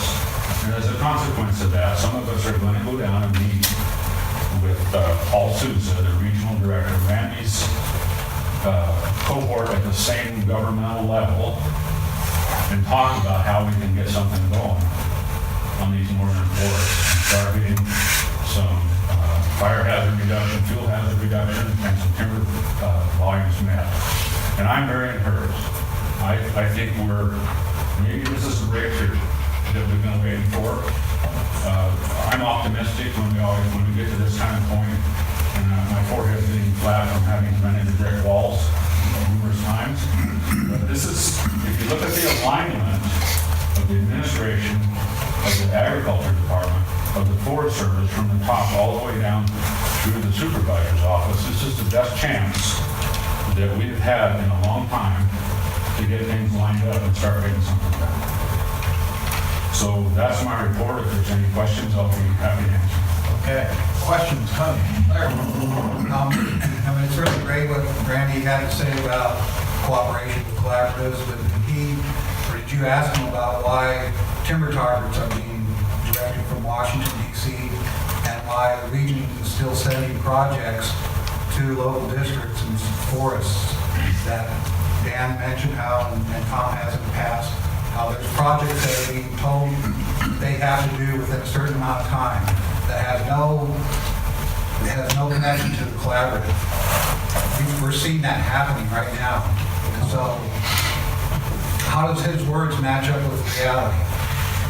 I think that this is a new way of doing business, and that we're going to see some change take place in the near and mid-range future. We're going to have a say in timber targets? I'm not sure of that. The national target for timber for the Forest Service nationwide is 4 billion feet, am I right? And that's, one thing when we talk about timber targets, the 6 northern forests are going to have a timber target of 162 million feet, I think, in this fiscal year, and 190 in the next. Do I have that right? 160, yeah, I don't know. It's 180, I think it's 183 next year. Okay. This forest used to put out, Shasta Trinity National Forest used to put out over 200 million a year, which was well below the growth rate of the forest. So the timber target number is not, it's very, very modest. It starts from the reason that it looks big, it starts from I don't want to argue that right now. I'm just trying to make a point about collaboration and at the regional level and national level, how much are they going to take? How much Are they going to listen to us? are they going to listen to us about everything?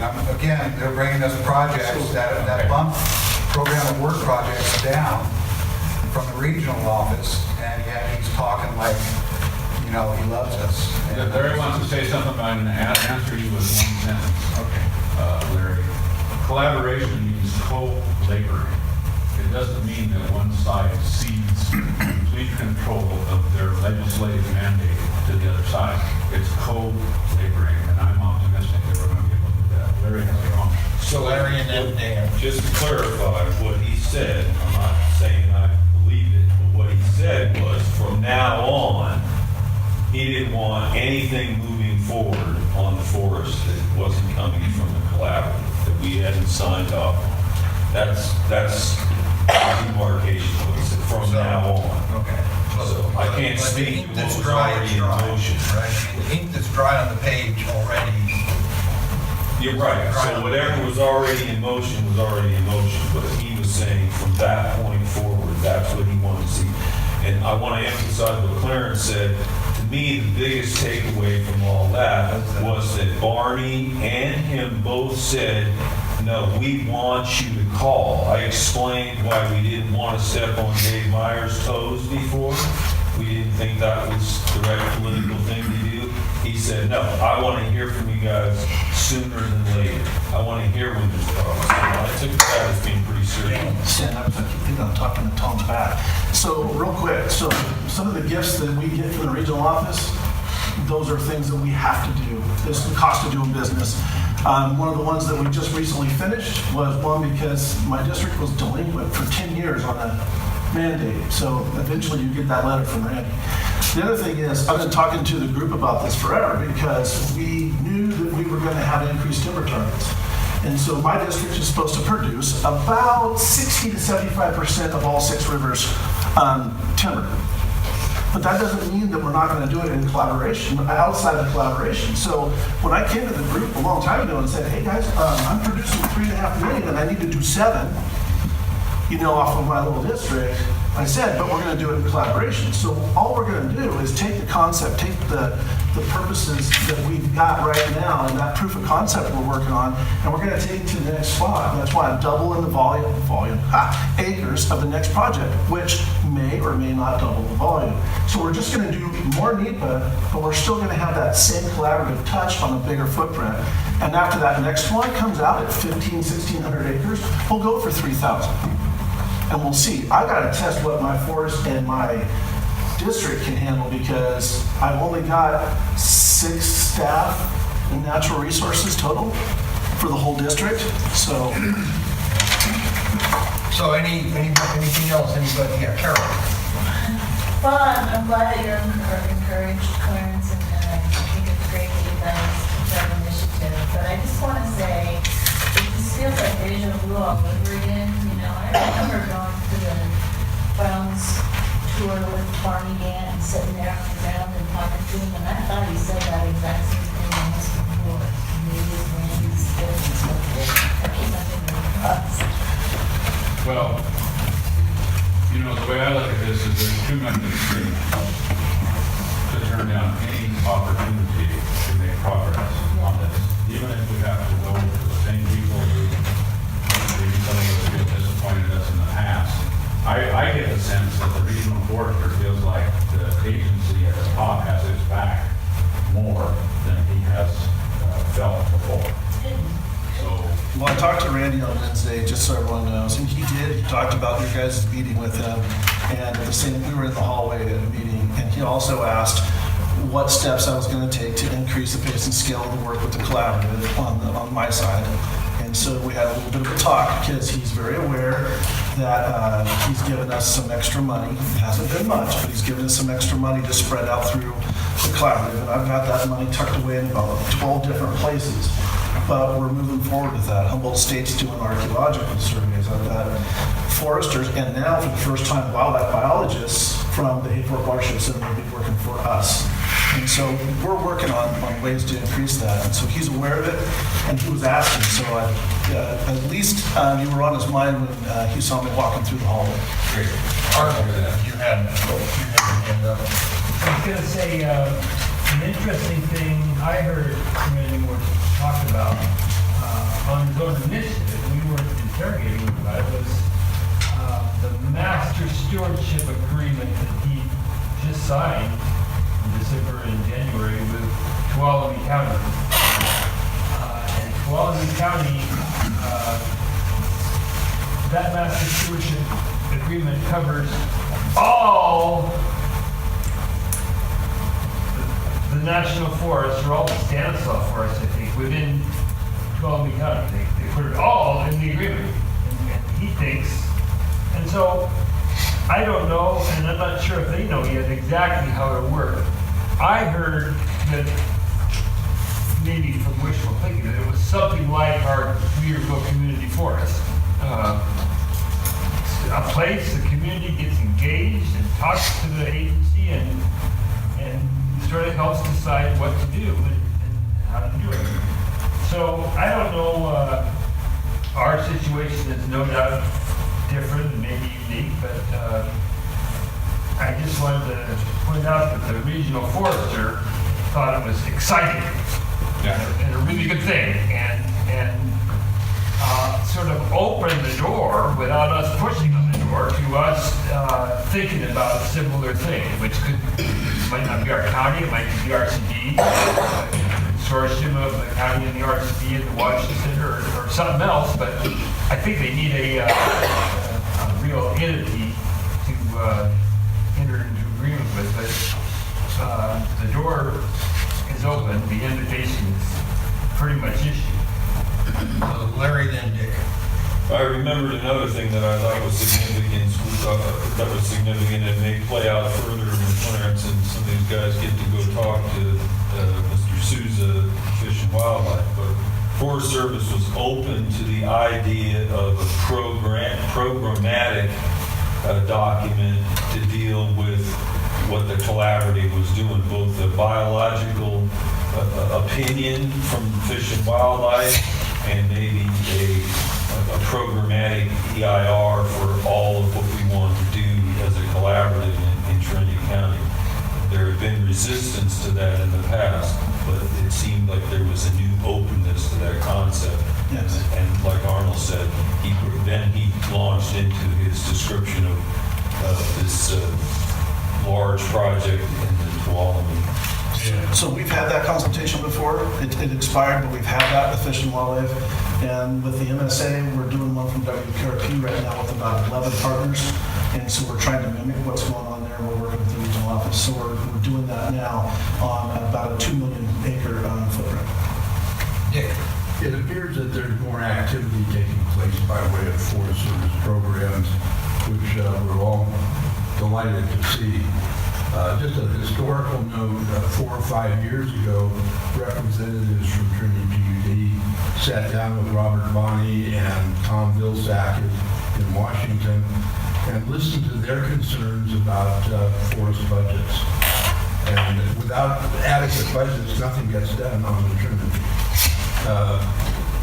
Vilsack was saying that nearly 60% of their budget was going to fire borrowing. And there was nothing they could do in the form of lobbying because it's illegal for them to lobby Congress. But we took that information along with their excitement about the potential for linear fire break vegetation management on rights of way in the forest. We brought that back, and then through our association with the Northwest Public Power Association, an organization that's made up of about 150 community-owned utilities in 11 western states, Canada, and Alaska, they began to put their lobbying horsepower to work on dealing with fire borrowing and linear fire breaks for more adequate rights of way for utility transmission and distribution. So it takes a long time, obviously. Our land exchange with BLM and the Forest Service is another example of how long it can take for things to move with the federal government. And that's with legislation. And that's with legislation. But finally, Congress, all the stars are in alignment. Congress has come to recognize that fire borrowing has impacted the management of trails, of timber harvest, of marinas and launch ramps, that hopefully we'll begin to see some real change in the budget process for the Forest Service and BLM in Trinity County. Go ahead. Had a quick comment. The participants in the meeting with Randy were Dee Sanders, Tom Walls, Bob Morris, Arnold Whitridge, Larry Glass, myself, Jerry Cousins, and am I missing one? Joseph Bauer.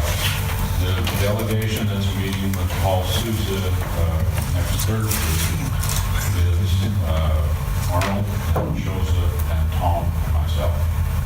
So that's where we are. Okay.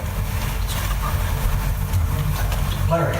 I would just like to agree with Arnold about the potential Weaverville Community Forest countywide or watershed-wide, because I think it also allows for different funding sources to come into play.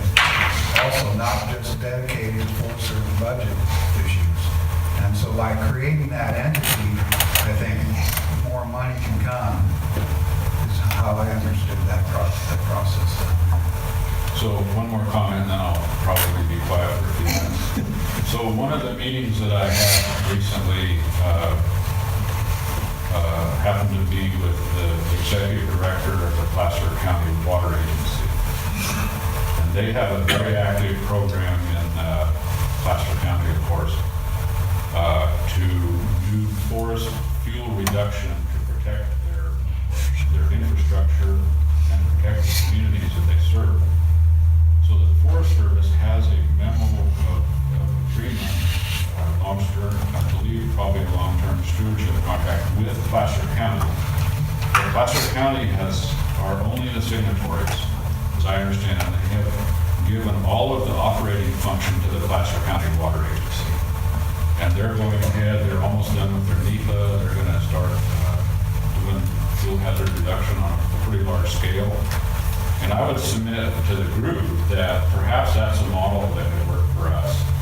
If we're going to get active on projects, we need to have the horsepower and the authorization to be able to deal with the agencies directly and not get detoured through county government every time that there is a decision to be made. So the model that you're talking about, Larry, it exists and it does tap into dollars. People come to the table, the backcountry horsemen in our county, other people come to the table and they say, we have an interest in the outcome of this project and we'll bring X hundreds of thousands or even millions of dollars to this if we can get our goal reached while you guys are reaching your overall goal. So yeah, there's precedent for this. Jerry? And we thought it would be simpler to have a master agreement like that with a private nonprofit entity rather than government. I'll put on my old RCD hat and say that the only special district in the county that is countywide is actually a conservation district. We said that. Even the PUD is not countywide, so that there would be a nexus, a model for, the four corners, of the county. So Clarence, on the Placer County model, they have an agreement for their water conveyance infrastructure through the forest. So would Trinity County model be our county roads that pass through the forest? Is kind of what you're thinking? I don't know. I think that it would be very hard to come up with some kind of a plan that would meet both organizations' needs, that would get some good work done on the ground. I'll take it on. I know some of the folks in that Placer group to kind of find out the architecture of their agreement. As I understand right now, it's a water agency, and so from the top of the hill to the bottom of the hill, all influences their ability to provide the services of the water agency. So they take a pretty broad watershed-wide kind of approach to it. So it's not just narrowly the infrastructure of the water agency, but the infrastructure being the watersheds themselves, as I understand it. I don't know in that case, I don't think there's any particular need for a specific infrastructure nexus. They want to deal with interested local collaboration, and that could be for conservation reasons or timber production or fire protection. Just recreation. I don't think you have to say I have a road in this forest, therefore I'm interested in this forest, therefore. Okay, well, I promised you guys a quarter to 12, but you have to blame it on Clarence. So, let's try to be back by a quarter, let's be back by quarter till, because we're going to have more folk on here that we're expecting to be here to start the actual session. Reminder that there are some wonderful goodies from Weaverville Bakery once again, so please visit yourself. There's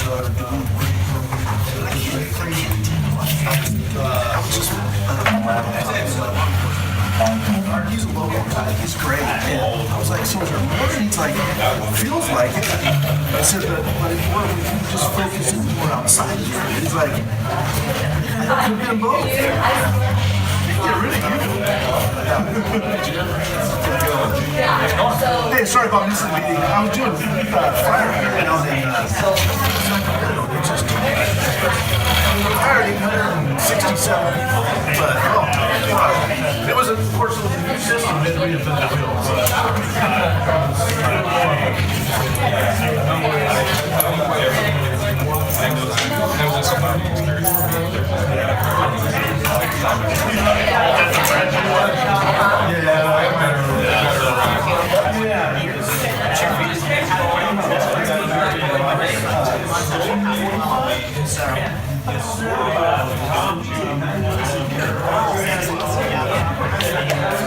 Oh, I think Joe's in your seat.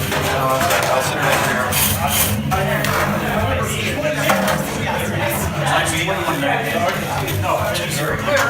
But anyway, I'm just saying. Okay, why don't we get started again? Keep on here. Yeah, 5 minutes into my time. Okay, so, Ian's is my time, so I didn't want to let people know there's a fire up here, so, the RCD and the Forest Service are leading a wildflower hike up off of Day Ranch Road on Saturday, the 28th, out of the East Weaver Campground. And the Shasta College Foundation is actually providing lunch. So, come join us. And there's great wildflowers right now, so there's some pretty cool stuff out here. So it should be a good time, hopefully the weather will be nice. Okay, so we're still ahead of schedule because we've already done the omnibus bill. And so we're gonna move into the kind of what would be committee reports and, oh, there it is, okay. So wanted to start by, I know everybody probably briefly met Joe when he was here in December, but he was still kind of incognito and wasn't yet the district ranger. So he wanted just to have a few minutes to kind of introduce himself more formally and let you beat up on him, now that he's actually been on council for a while. So anyway, so I'd like to kind of just wherever you want to be. I'll come. See, I haven't had time to mess up yet. Wow. Anyway, my name is Joe Scales. I met a lot of you at the meet and greet. I think we had that about, 3-4 weeks ago. A good number of people were there. Joe, Pat, Jerry, Clarence, and Tom. Where's Tom Walls? Yes, you were there too. Yeah. Jerry was too. Okay. Yeah. So where's Tom Walls? All right, well, he's gonna hear about that. Silver timing, yeah, industrial forester. Yeah. So I came immediately from the Plymouth. I was the timber management officer for about 9.5 years there. Real strong timber background. Many of you know that I'm a registered professional forester. Been practicing forestry ever since I graduated from college, Texas A&M in 1977. Proud to be a forester. I think you're starting to see some foresters come in as district rangers. Used to be that way back in the 60s and 70s, as for those of you who were around at that time practicing forestry, like me.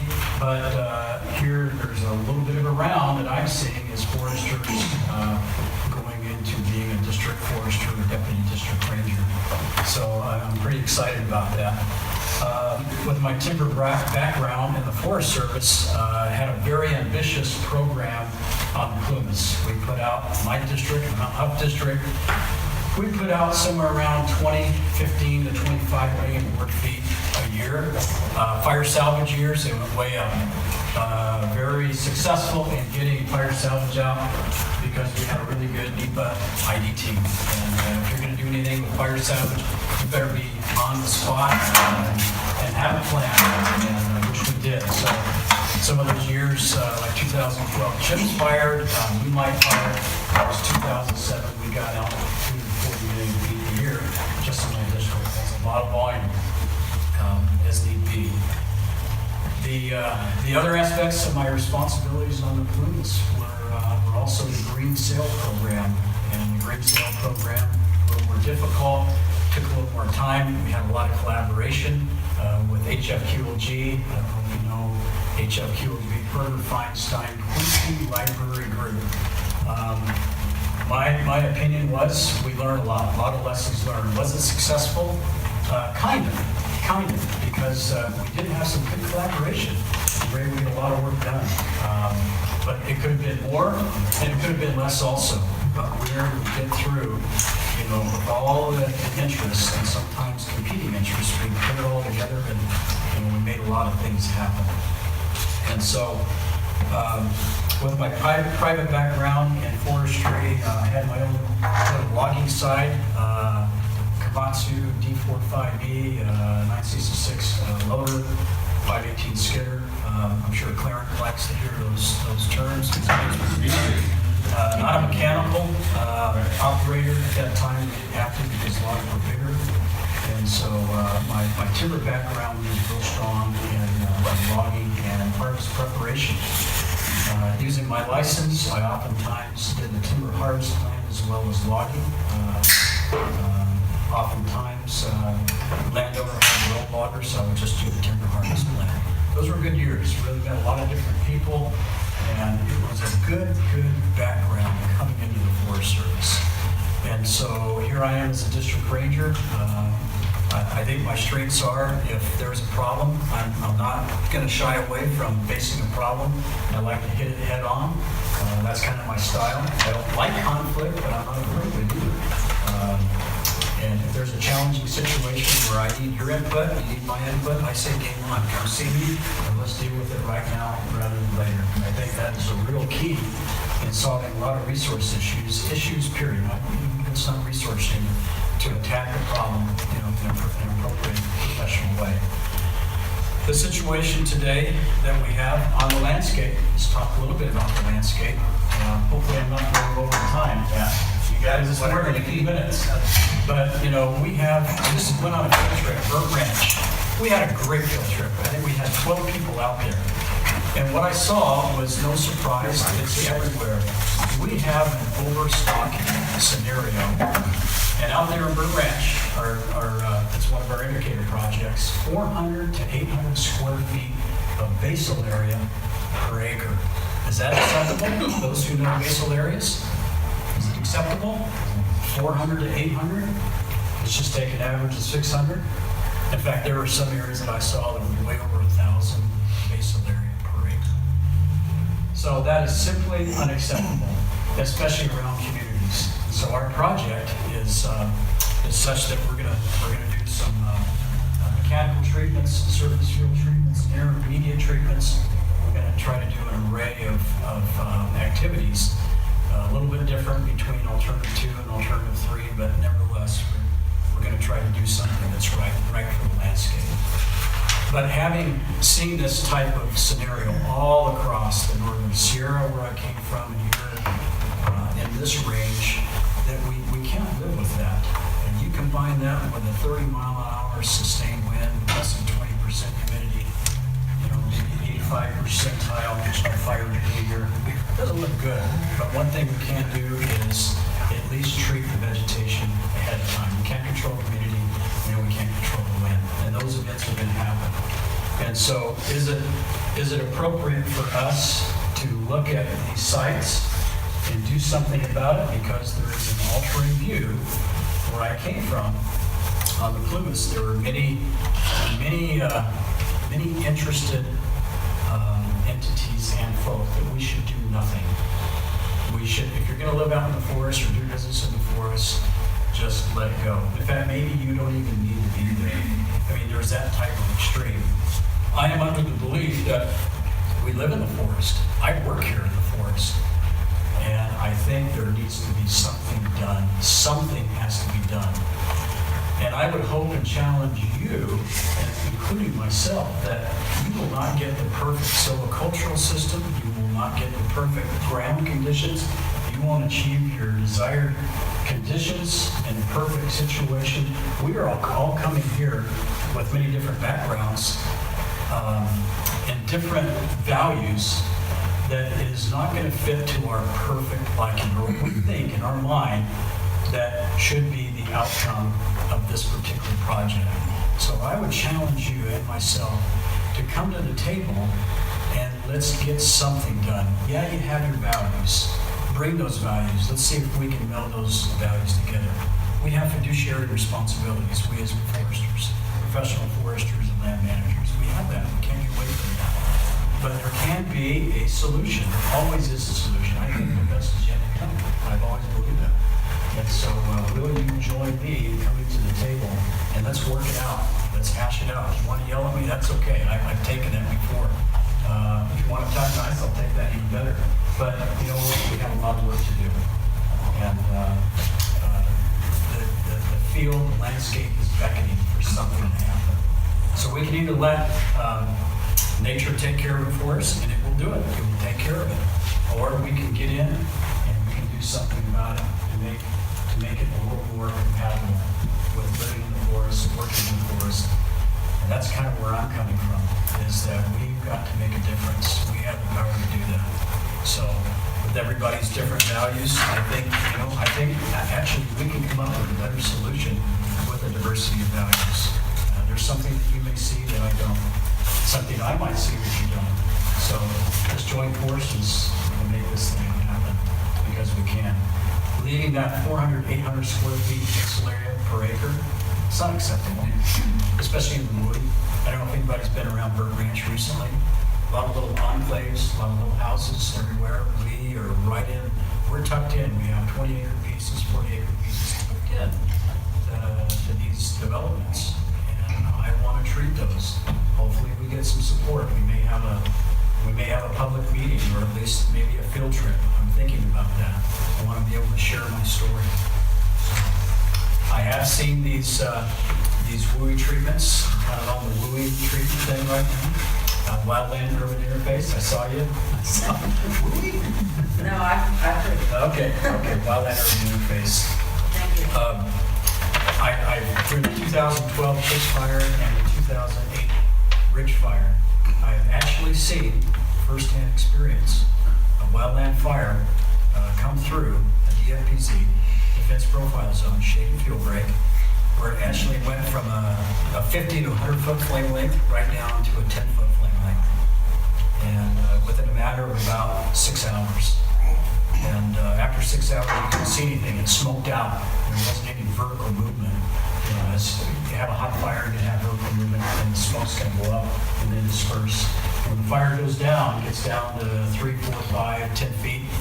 You're not going to get a strong undercurrent, a column of smoke. You're going to get a disbursement at the surface. And that's a good sign, because when that's happening, the fire's not really doing a whole lot. So I've seen these DFPCs work. And I would hope that we can more ambitious and work together to get these things done. So hopefully that makes sense, and I believe in forest management. I do. I think we're in different parts of the management scale. I'm probably more on the intense side of the management scale. Maybe some of you are on the lighter side of the management scale. Whatever that is, you bring that to the table and let's make something happen. Something must happen. Any questions? Any questions at all? Yes. I haven't met you yet. I'm Larry Glass. I represent SAFE, Trinity County's environmental group. I'm also part of the field break work group. And we've been interacting with the Forest Service over the Burnt Ranch project through its various incarnations over the years. So we're not strangers to what's going on out there. Happy to hear that. So certainly we want to be involved when there is another field trip or another on-site visit. I'm curious to see how your thinking meshes with the latest or the last version I heard coming from Reading of what they want to do on the site. Because we think our prescription, our roadside shaded fuel break prescription, will work very well there. But previously, the Forest Service didn't want to do that. They wanted to do something else.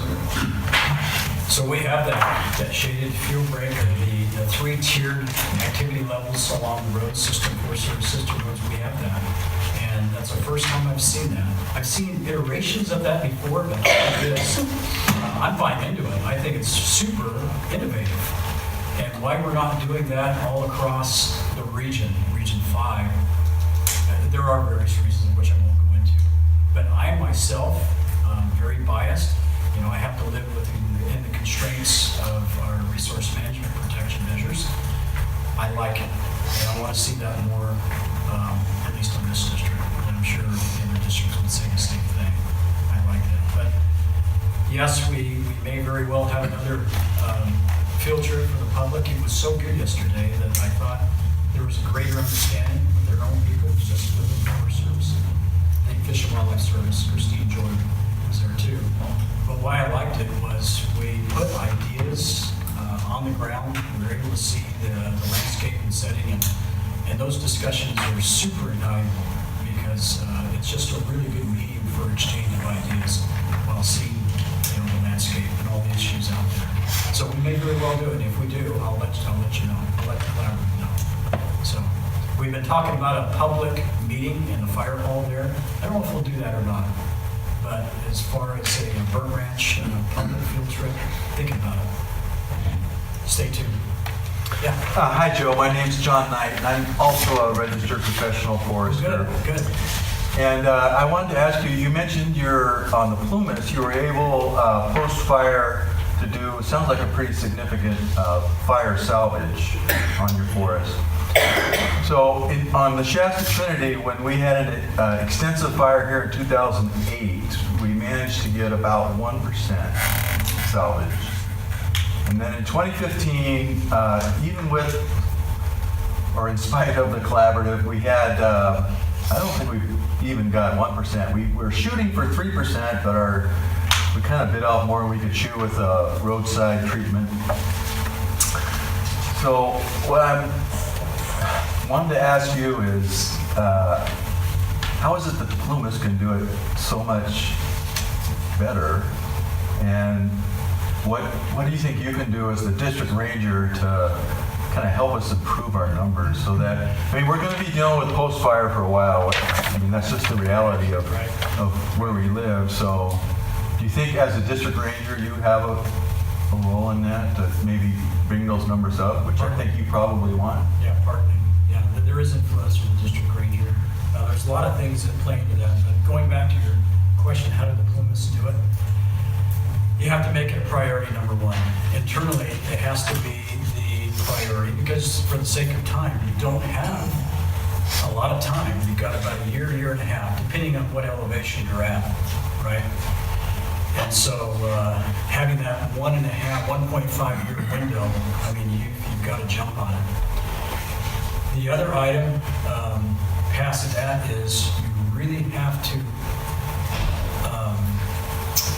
for the lack of a better term, you have to reach out to your common partners.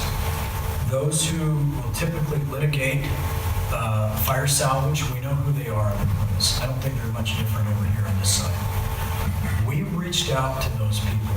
As soon as the fire cooled down, we got the repair work done, we started reaching out. This is our intent. And so they knew what our intent was, and then we had field trips. Just them, potential litigants, just them. And I think that really bore fruit. They weren't happy with everything that we did, but they were happy enough to not sue us. They objected, but they didn't take it, they didn't take it to the full extent of litigating us in court. And whereas one of the litigants did take us to court, in fact, I appeared in Eastern District Court this afternoon, and I was prepared to testify supporting the Department of Justice. I didn't have to do that, but I was prepared. And we prevailed. I think that might have had something to do with it also. But I think working, just like we've been talking about collaborating, hey, if we got a problem, let's talk about it. We did that so early that, there was still smoke on the ground when we had, some of our partners say, come out with us and talk to us. We outreached really aggressively to everybody, industry, non-industrial owners, people who were affected by the fire, small parcels and large parcels that lived around. We reached out to everybody. So if you don't have an ambitious campaign to reach out, you may suffer a little bit later. So those two items, make it a priority, and then reach out. So you don't get hung up. If you get hung up in litigation, you can do all the greatest work in the world, you're not going to go anywhere. So did that answer your question? Yes, thank you. Okay, you're going to be here the rest of the afternoon? Yes, is this my time now? Your time's up. Kind of in. Thank you very much. Trying to keep us on schedule. So next up is actually the NRA work group. So AK, you're going to take the lead on reporting just generally, and then Alan, you'll hear from backcountry horsemen to talk about future revenues. So those of you who were present at the last collaborative meeting will recall at the time the detailed ranger on the National Recreation Area. My name is Andrew Kennedy. My regular job is also in the National Recreation Area, so I know it pretty well. I will be going back here shortly. We're shuttling back here soon. But I have a few updates, not a lot. As far as ramps go, we did get our Army Corps of Engineer permit, so we will be going out to bid for implementation on that. Right now, we're looking at contract out mid-June, award in August, and October for work. That's the Trinity Center, sorry. Which one did I say? Okay, Trinity Center, sorry. There's all the ramps. We are still waiting on, we have spoken with DBOW, and we should be getting that agreement back from Minersville, but that's just the first step. We still got to go out for bid for contract with the NEPA, and there's still some work to be done there. We still have to complete the NEPA for the Minersville. EA. And you're going to do that with outside contractors? We're not sure because we don't have the money to pay them. We have the money, so there is money in the grant to be able to contract out the design of the ramp and engineering, like that portion of it. But as far as the environmental work goes, that's on us. And so whether we have the funding to be able to go out for contracting, chances are we're going to do it in-house. And then we are, per our discussion at the last NRA subgroup committee, we are exploring the Stewart Court discussion that we had. So no real updates on that. Ramps back in the water. No, you can't use it. No, you can't use it. Still got the K-rail in it. Yeah, it's not up to the K-rail yet. So we do have some staff changes coming up. You recall Lon Henderson, who was the rec officer in the NRA, has accepted a district ranger position on the Tahoe, so he'll be leaving. We should be getting a detailer in there soon. The date was today for the folks to get me their resumes and stuff, so we should be getting someone in as a detailer pretty soon, so we'll have some continuity there for the summer. follow up again on our website discussion from last time. So SRC is launching a new site. They've got some back-end work to do there, as is often the case when launching a new website. Next week, I'm meeting with our forest PI Public Affairs office to work on our website, so that'll be happening. And the front desk folks at Shasta Lake have volunteered to assist with the Trinity facing website, so we'll be doing some work on that one too. I did speak with folks about the multi-use trail, and they have what they need, but once they get back into their positions and get some other stuff out, they'll be able to wrap up the special support. So no hard timeline on that, but once Pete returns, he can get his done, and once Todd, he's got a couple other priorities. So they have what they need, so they can get going there. So we'll still have to revisit the culverts and things like that with Caltrans. So there's still some work to be done there, but we'll be working on that. For Trinity Center Courtesy Dock, we're just a little bit outside of, we need to be at 35 feet, and we're just, at least Wednesday, I haven't done it since then, we're still too low to get the courtesy dock in at Trinity Center. But for the Trinity Center Marina, they're fabricating right now, and they are still on target to get it up before Memorial Day. All the slips they're able to offer this year are sold out. KOA, we discussed with them, they're willing to offer moorage again as well. So there'll be moorage available at KOA. We're working on that right now with KOA. And that's all I've got, unless people have questions. One other staff change. So Valerie I forgot. Lewinsky, our interpretive specialist, has taken a new job with the BLM, actually, up in Montana. Pompeii Billings and Billings. And so in Billings, Montana. So we're looking at how we're going to fill that position. So there's some things in flux with our recreation organization on there right now. Terry. So my question is, on the Minersville campground, that's boat ramps used the most. And we need that ramp down very low. We can get a rig 76 and 80, or low ramp. So if you can get it where you can, when it is low, you save that money so that we extend the ramp down. It's going to go way down low at the end of this year. I don't think the funding will be there, but that would be a time where you start down low and work your way up as water comes up and try to catch that with all of our ramps. So. Yeah, it's kind of like Murphy's Law with some of our grants. I don't know how long our money can last, but the longer you can stretch it out so that we're eventually going to, maybe 7 years before we have another drought. Yeah, and that's entirely dependent on DVAL's regulations about how long we can keep the funding for. That's what happened with the last Minersville grant. I'm sure you're aware of that. We basically, after we got that grant, we had 5 good water years in a row and we couldn't complete the construction. So I mean, right. But our plan is to So a stipulation or something that the money doesn't go somewhere else, it stays with that little water 7, 8 years later, you can still get it in. Yeah, and the funding for this ramp, it is supposed to go down to like 200 feet, I think, is the plan for that ramp, is actually to concrete it, so down to 200 feet, assuming the lake drops that far. Yeah. Terrible. So, I apologize, you had to listen to my rants that are being forth. The things that warn me, on the websites, the Minersville still says it's closed on the Forest Service website. It says Minersville is closed, it says Clark Springs is open, which is where there's a lot to do. I mean, people are out there with their boats driving around, and if they bother to use or even try to use the website, it's just like, you guys are, at some point, you're kind of silly, they did something stupid because they relied on that information. And I'm just, it's beautiful weather. People want to take their boat in. They're going to drive over to Clark Springs and visit humongous log gate. They're not going to know to go to Minersville, which is the open one because it says closed.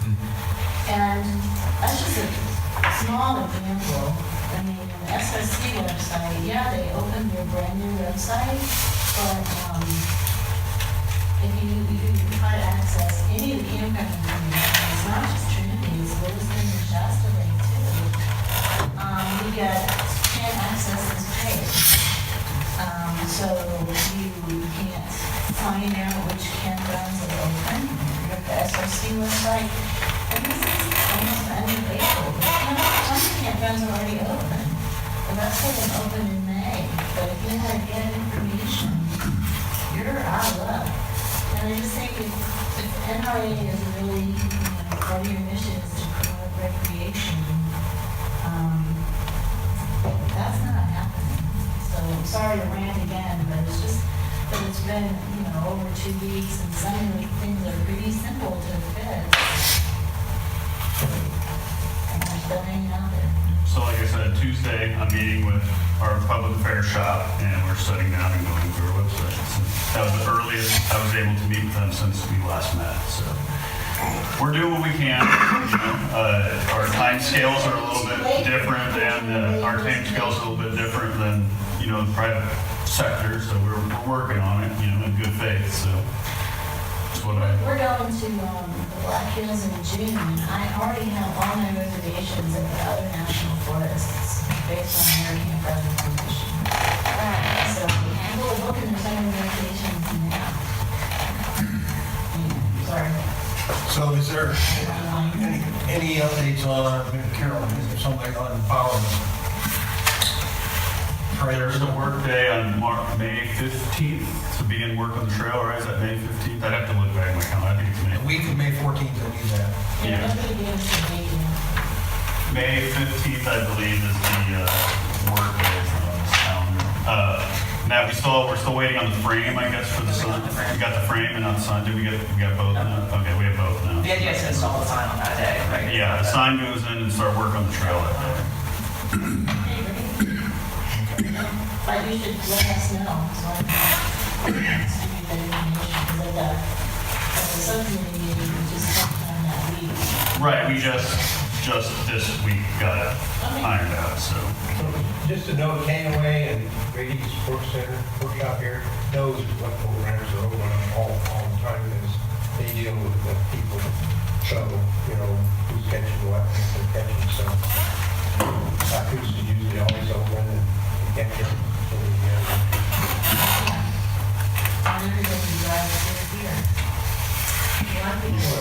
But you can call them, you got a telephone, and we just put that on the website, the telephone number. There's no information on the website. Okay, so the other topic, and this came up at the NRA subcommittee meeting, was that Forest Service and Leslie here for probably a year or so has been reminding us that if we're going to keep facilities open and we're going to expand our capacity to provide facilities, one of the ways to do that will be partnerships with other organizations, nonprofits. And this group has heard about the possibility of community service district and East Weaver campground as one of those partnership possibilities. But another one is with Backcountry Horsemen, which is why I invited Alan Hill to come to talk to you guys and just kind of let you know what's happening or isn't happening, as I learned more recently. Where they're looking at the Preacher Meadow Campground, which has been closed for a number of years for a number of reasons, but that there's been a lot of interest in the North Lake to get it reopened because it's the campground closest to Trinity Center. So I thought Alan could kind of, and you guys just, Maybe I can actually start before Alan. Okay, however you guys want to do it. Before Alan says his piece. So this is still a work in progress. For us, as Alan is more than well aware of. But our intention is to work with the Backcountry Horsemen and the National Recreation Company, our concessionaire, to be able to bring the Backcountry Horsemen in to manage and maintain the Preacher Meadow Campground. At least as partially an equestrian campground. It does have access to the Trinity Alps. It has issues, like Pat said. It has no potable water. The water system has been an issue in that campground for many years before SRC actually took over that campground, and we haven't been able to successfully fix the existing water system. And so it's basically going to be a dry camp, except for so the horses and other animals can drink the water there. They just won't get any water for human consumption. We have run into some policy-related snags about how exactly, what the mechanism is exactly that would allow backcountry horsemen to be able to run that campground for us. We have a lot of fairly strict regulations around, who can maintain, who can operate and collect money from a government facility. And that has a lot to do with the concessionaire lobbies. And our ability to be able to respond, to those business entities who want to run our campgrounds and be able to make a profit from those facilities. And so because Creature Meadow is part of the SRC permit currently, there's not really a way for us to take that campground out of their permit because of the way that the bid process works. It'd be like, if I contracted with somebody, to renovate my bathroom, and then I say, well, I really, you're not doing a great job, on the shower, and I want someone else to come in and take care of the shower for me, but we're going to pay the contractor to do the whole bathroom. So it's like, so we sort of already have a contract in place with SRC, and so it's a matter of how do we navigate that relationship while also still trying to bring in the backcountry horsemen as a partner in this relationship. And this is when we talked about the regional office, we're the first ones that are currently trying to do this with the concession campground. And so it's all new territory for us. So our intention is to be able to figure out a way for the backcountry horsemen to be able to operate and maintain the campground. We just need to figure out what that mechanism looks like. And so we were hoping to be open, or they were hoping to be open this summer. And it's looking like we're not going to be able to do it for this summer. It's probably going to be a little bit of a longer process than that to be able to get all the ducks in a row and make sure that we are not setting anyone up for any unfair liability, I guess. So on that cheery note.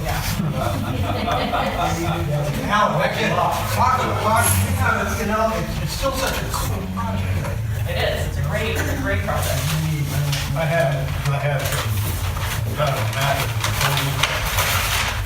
That meeting plan, which is I got to pick up the tape.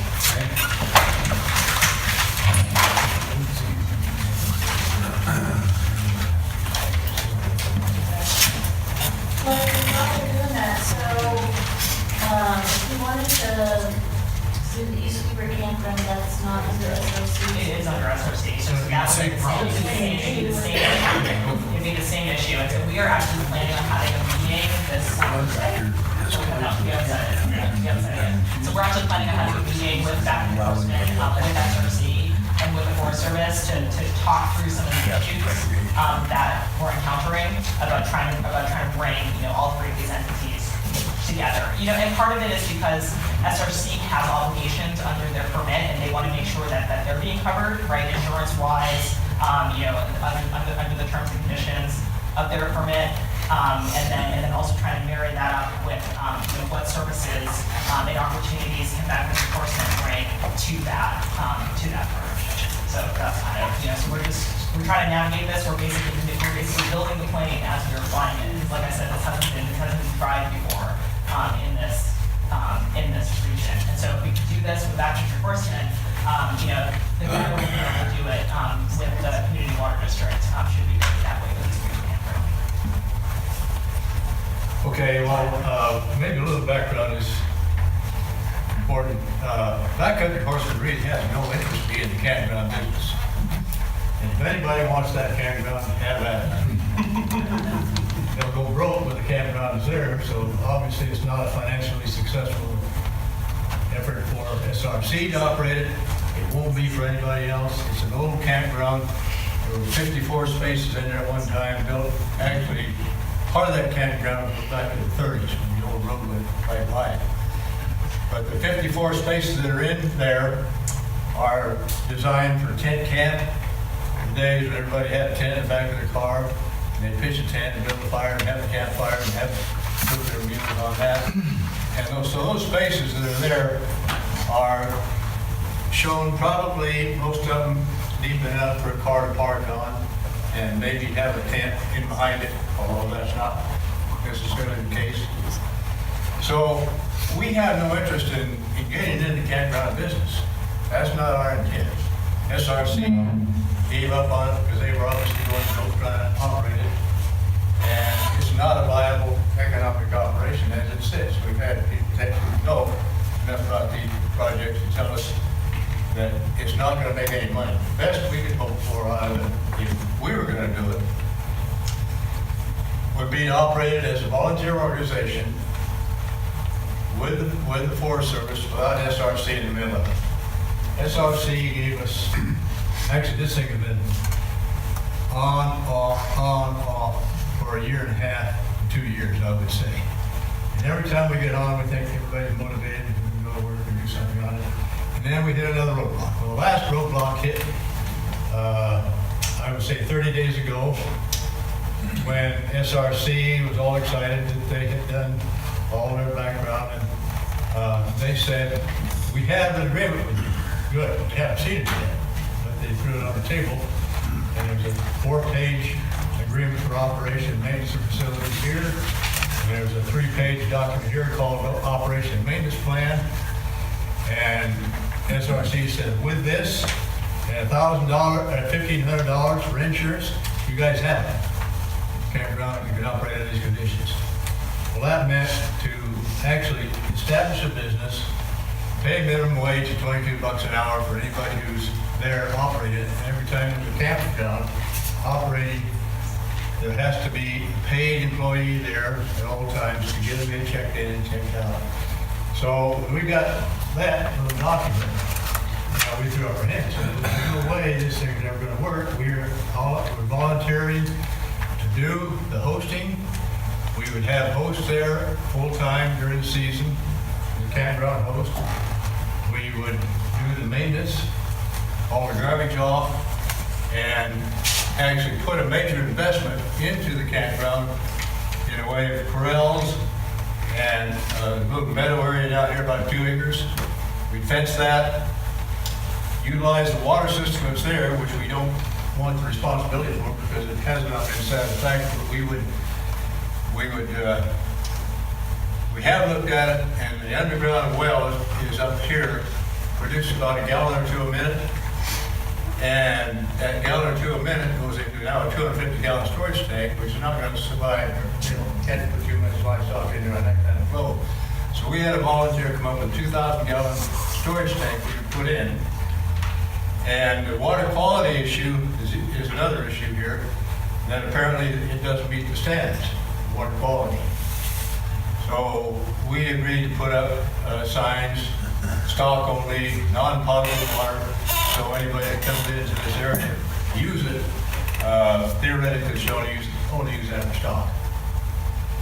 And we're going to put some tanks down here, water tanks for horse troughs, and then with that kind of a operation, we would man it 24/7 through the summer with hosts, campground hosts, volunteers.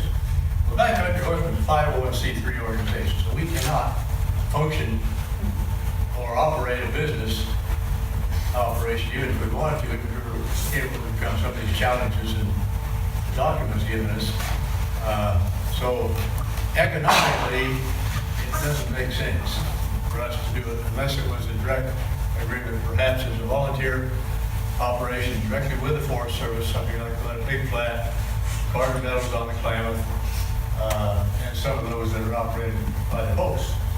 So when we got that far, we had already accumulated donations from a lot of people. Mill down here has given us a unit of 4x4 timbers, a unit of 6x6 timbers for the corrals. We've been donated to shale. We've been donated a lot of the corral fences, and a ton of volunteers who want to go to work. So at this point, we have invested a year and a half in this, perhaps 2 years thinking about it.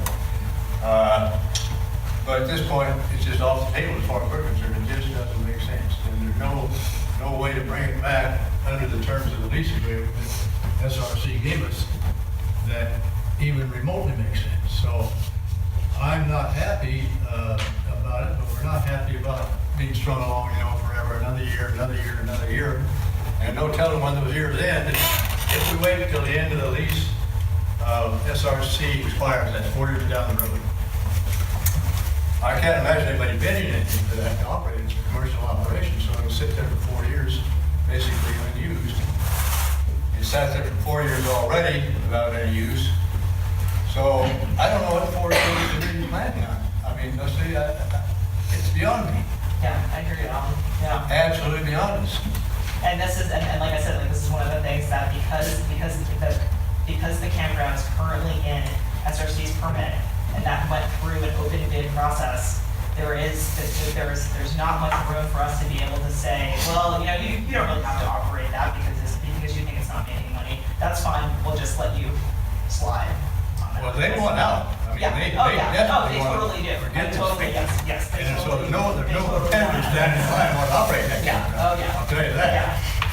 But in terms of holding them to operating that campground, which we have, we told them that this year we know that there's community interest in having that campground open. In my mind, I mean, I know this is going to sound callous, but in my mind, I don't care if it turns a profit or not. That's why you bid on it as a package with other campgrounds that are money makers. But they're not operating. Well, we're talking with them about that. So you're saying you may have the authority to say, open it? Yeah, open it. Right, exactly. And then it'll be up to them about how they want to open it. Sure. Right. So they submit an example operating management plan to you, tell you which campgrounds are going to open and close. So I don't see why you have to wait 4 years. It just seems like SRC jerks you guys around all the time. They can't, okay, this is going to be closed, this is going to be open, we're going to have water here, we're going to charge half here, double here. I mean, it just seems like you guys need to say, look, And that's what Well, SRC said, we're not going to operate. I don't know what you're talking about, actually. Yeah. SRC said, we're done. And part of the issues that we're having with because the water system. We now figured out a way how to get around that by just basically apparently we can just sign a sandpipe and just say non-potable water, regular risk kind of thing. And so we're planning on. So they submitted their operating plan for this year, and we have not signed off on that. So that's what I'm saying. So we haven't signed off on it pending this conversation that we're going to have with them about keeping this campground. And don't wait till next year, do it now. The other issue, though, Carol, is that if there's only a 4-year window, it doesn't behoove us to put any time and effort into it and have the lease up for bid in 4 years and then walk away with our donated materials and labor. So the difference between of that 4-year or 5-year window for the permit is that during the next round of prospectus of bids for the campground package, we would just take Preacher Meadow out of that, and then the Forest Service and Active Enforcement can enter into an agreement. Yeah, but it's only 4 years. Like we wanted to. No, that could be as long as we wanted, and so that can only not eternity, but maybe that could be for as long as we want to have that partnership. Only Alan signed it. So one thing, Alan, you didn't talk about, my understanding was you guys were also going to try to do some improvements to some of the campsites to make them more of a equestrian friendly. I jumped over that. Where this says, these green sites are here, those are the ones that we would say is number one priority to do something with. And we walked over each of these sites with Sally and Phyllis, and it could be extended to accommodate lifestyle trailers, RV trailers, fifth wheels, whatever. And all those are suitable in flat ground where we can make that work. These in yellow and red, yellow is being the next priority, and then where red is probably not useful due to steepness or steep ground, or it's just not compatible with getting in longer bridges. So none of these would have actually an RV hookup at the site. Wouldn't be any sewer, wouldn't be any water, wouldn't be any electricity. There's water faucets throughout here, and then there's these 3 or 4 toilet facilities. So, we were going to take it a step at a time, and at the same time, we did this improvement, put some corrals down here, And they would be well-built corrals, not just thrown up. I mean, it would be well done. And then ultimately, there would be a road came around the corrals and then come out and connect to this paved road here. And the only reason we're showing all of this is if there's ever any archaeological work done, it'd be good to have it all done at one time, rather than do a piece of this and a piece of that, and then have to come back later and take a look at the overall picture. Now, can this be expanded? Yes. These up here are probably not useful in today's environment with trailer requirements and larger camp facilities. There could be some improvements made to some of them. And so what we were concentrating on was this area down here on the east side. And we had expected that responsibility for the water system would remain with the Forest Service or SRC. SRC says we're not going to do anything with it. We'll pay them $1,500 for insurance, and they can leave it as it is with the toilets unpumped, and the water system is not operational. So it's not a good deal for us. For anybody, I don't know if anybody wants to. I'd love to have somebody else step into it. It's a great project, but at this point, unless we can.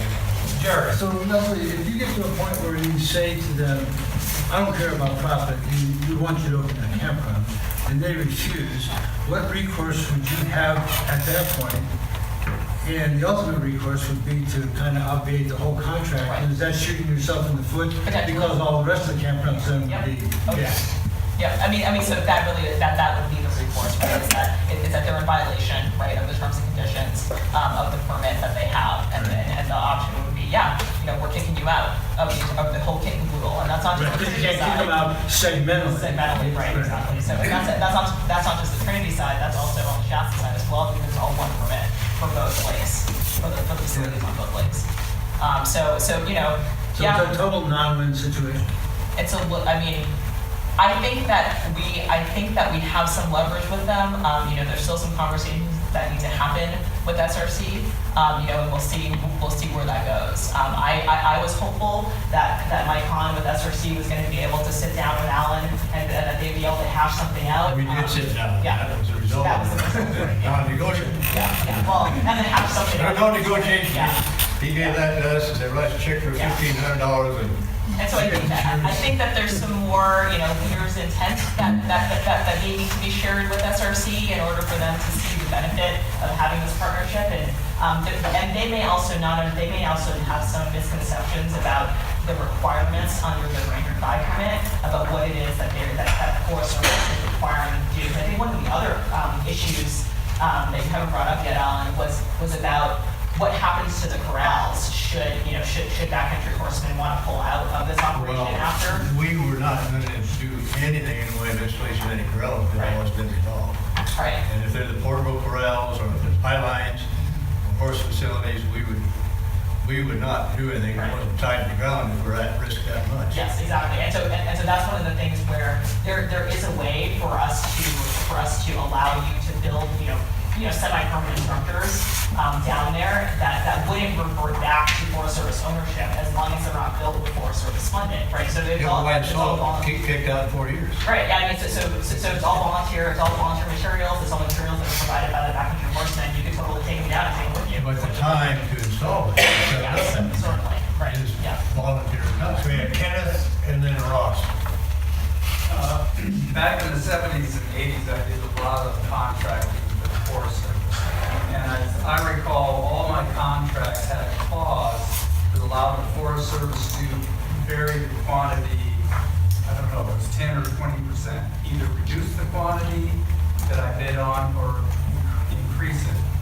Is there a clause like that in this contract? No, not under the Ranger 5 permit. Basically, the suite of facilities that you bid on is the suite of facilities that you were expected to operate. And so removing any of those facilities from that permit, the issue is that supposedly, sort of in the theoretical hypothetical world, there might be other people that would have bid on that had they known that number of campgrounds or that number of boat ramps was negotiable, right? So that's really what the issue is that if we allow SRC out of that obligation, that the Forest Service, potentially has a liability of somebody coming back and making a claim.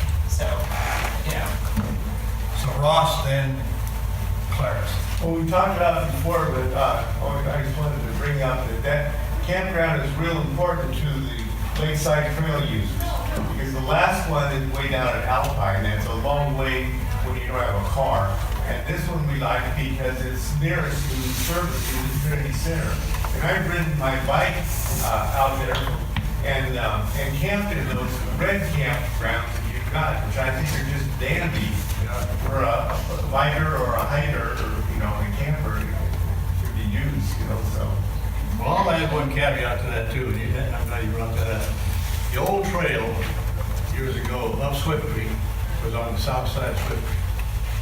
A lot of those. Yeah. And across Swift Creek, in below the Granite Creek crossing, well, the wilderness boundary is only a mile and a half from Granite Creek right now. So all that area, SPI ground back there, there's a lot of people back there, mountain bikes, bike, that whole area in that area, clear cut and all.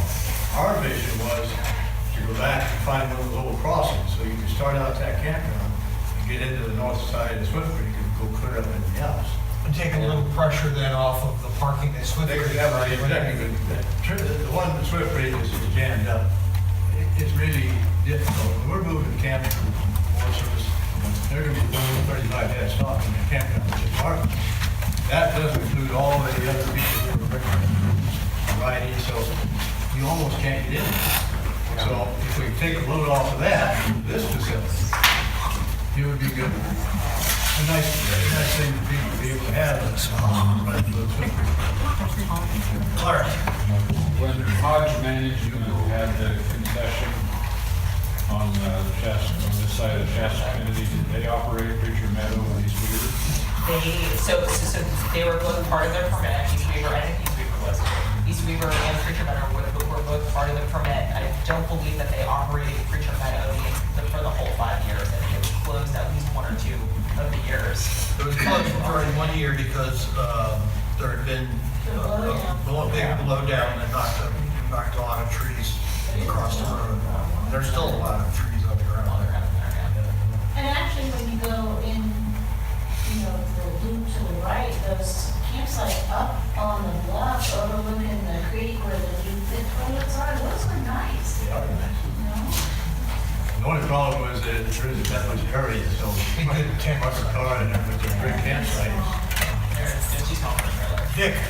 Leslie, did I hear you say that East Weaver, Rush Creek, and Preacher Meadows are going to be closed this year? No, East Weaver and Rush Creek will Both of those are going to be open. Well, although East Weaver, we're changing into a group camp, right? So it's going to be operated as a group camp, except for that one site that's closest to the entrance, site 10, that's closest to the entrance. That will be a JU site. So I'm still not clear how Shasta Recreation gets out of a contract to maintain, and what agencies have to come in and do that for them within this 10-year contract, which has 4 years left to Well, finish. and I think that that's the same point that Carol was making, right? Is that we're holding them accountable, right, for their contractual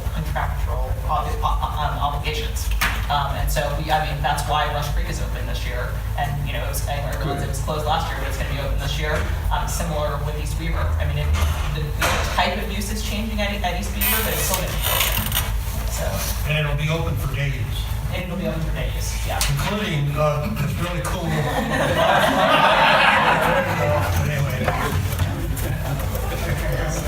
Just to get that in there one more time. Any other questions for Alan or for Leslie? I understand. I totally feel for Kane, Alan. This is something that I think, it's a great idea. It's a great partnership. It's exactly what I think we should be doing as the Forest Service, working with the collaborative and working with the local community. We just have to figure out what the mechanism is that allows us to actually make this work for all parties involved. That's all. Leslie, I don't understand all the ramifications of it. My understanding is across the country, some of these campgrounds have been built past Colorado. Even the Corps of Engineers has worked out these kind of agreements with our organization for years. And we have different rules. And if there's any way to consider how that can be done, that'd be good. But I really don't see anybody stepping into this thing for 4 years. Yeah, so the issue is that we have a concessionaire. That's really what the issue is. So if we were running the campground, and actually that's what there's something I want to add on the end of this. So if we were the ones that were running the campground, so like all the downriver campgrounds, right? So we have a whole bunch of campgrounds that are on the 299 corridor. Those are all managed by the Forest Service. It'd be a lot easier for us to enter into an agreement directly Forest Service to enforcement. It's because of the concessionaire piece that is what's making this more complicated. I don't understand. And that being, I listened to Mike on tell me all the reasons why he's out of it. He's not going to do anything with it compared to what a research needed. He went to Vaughn moves up there from Chance Lake. So I want some great Phillips came back to us. Of course, yeah, law enforcement still got a turn. So he was not sharing the right information. And that's just what I'm going to say. We've got too many conflicting messages on this. So the one thing I wanted to add on to the end of that is I know the reason why Preacher Meadow is an ideal location, right, for this partnership.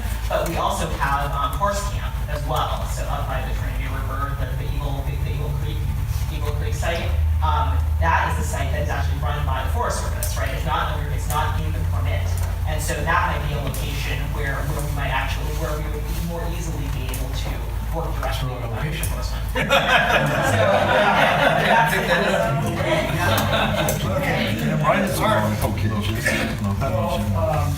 Although I'm not an official lawyer, it seems like a matter that Leslie didn't hit on hard enough for you is that if she lets him out of the Preacher Meadow campground, lets the concessionaire out, I can come along and say, well, I would have been on that if you didn't have Preacher Meadow in there. I'm suing the Forest Service right now.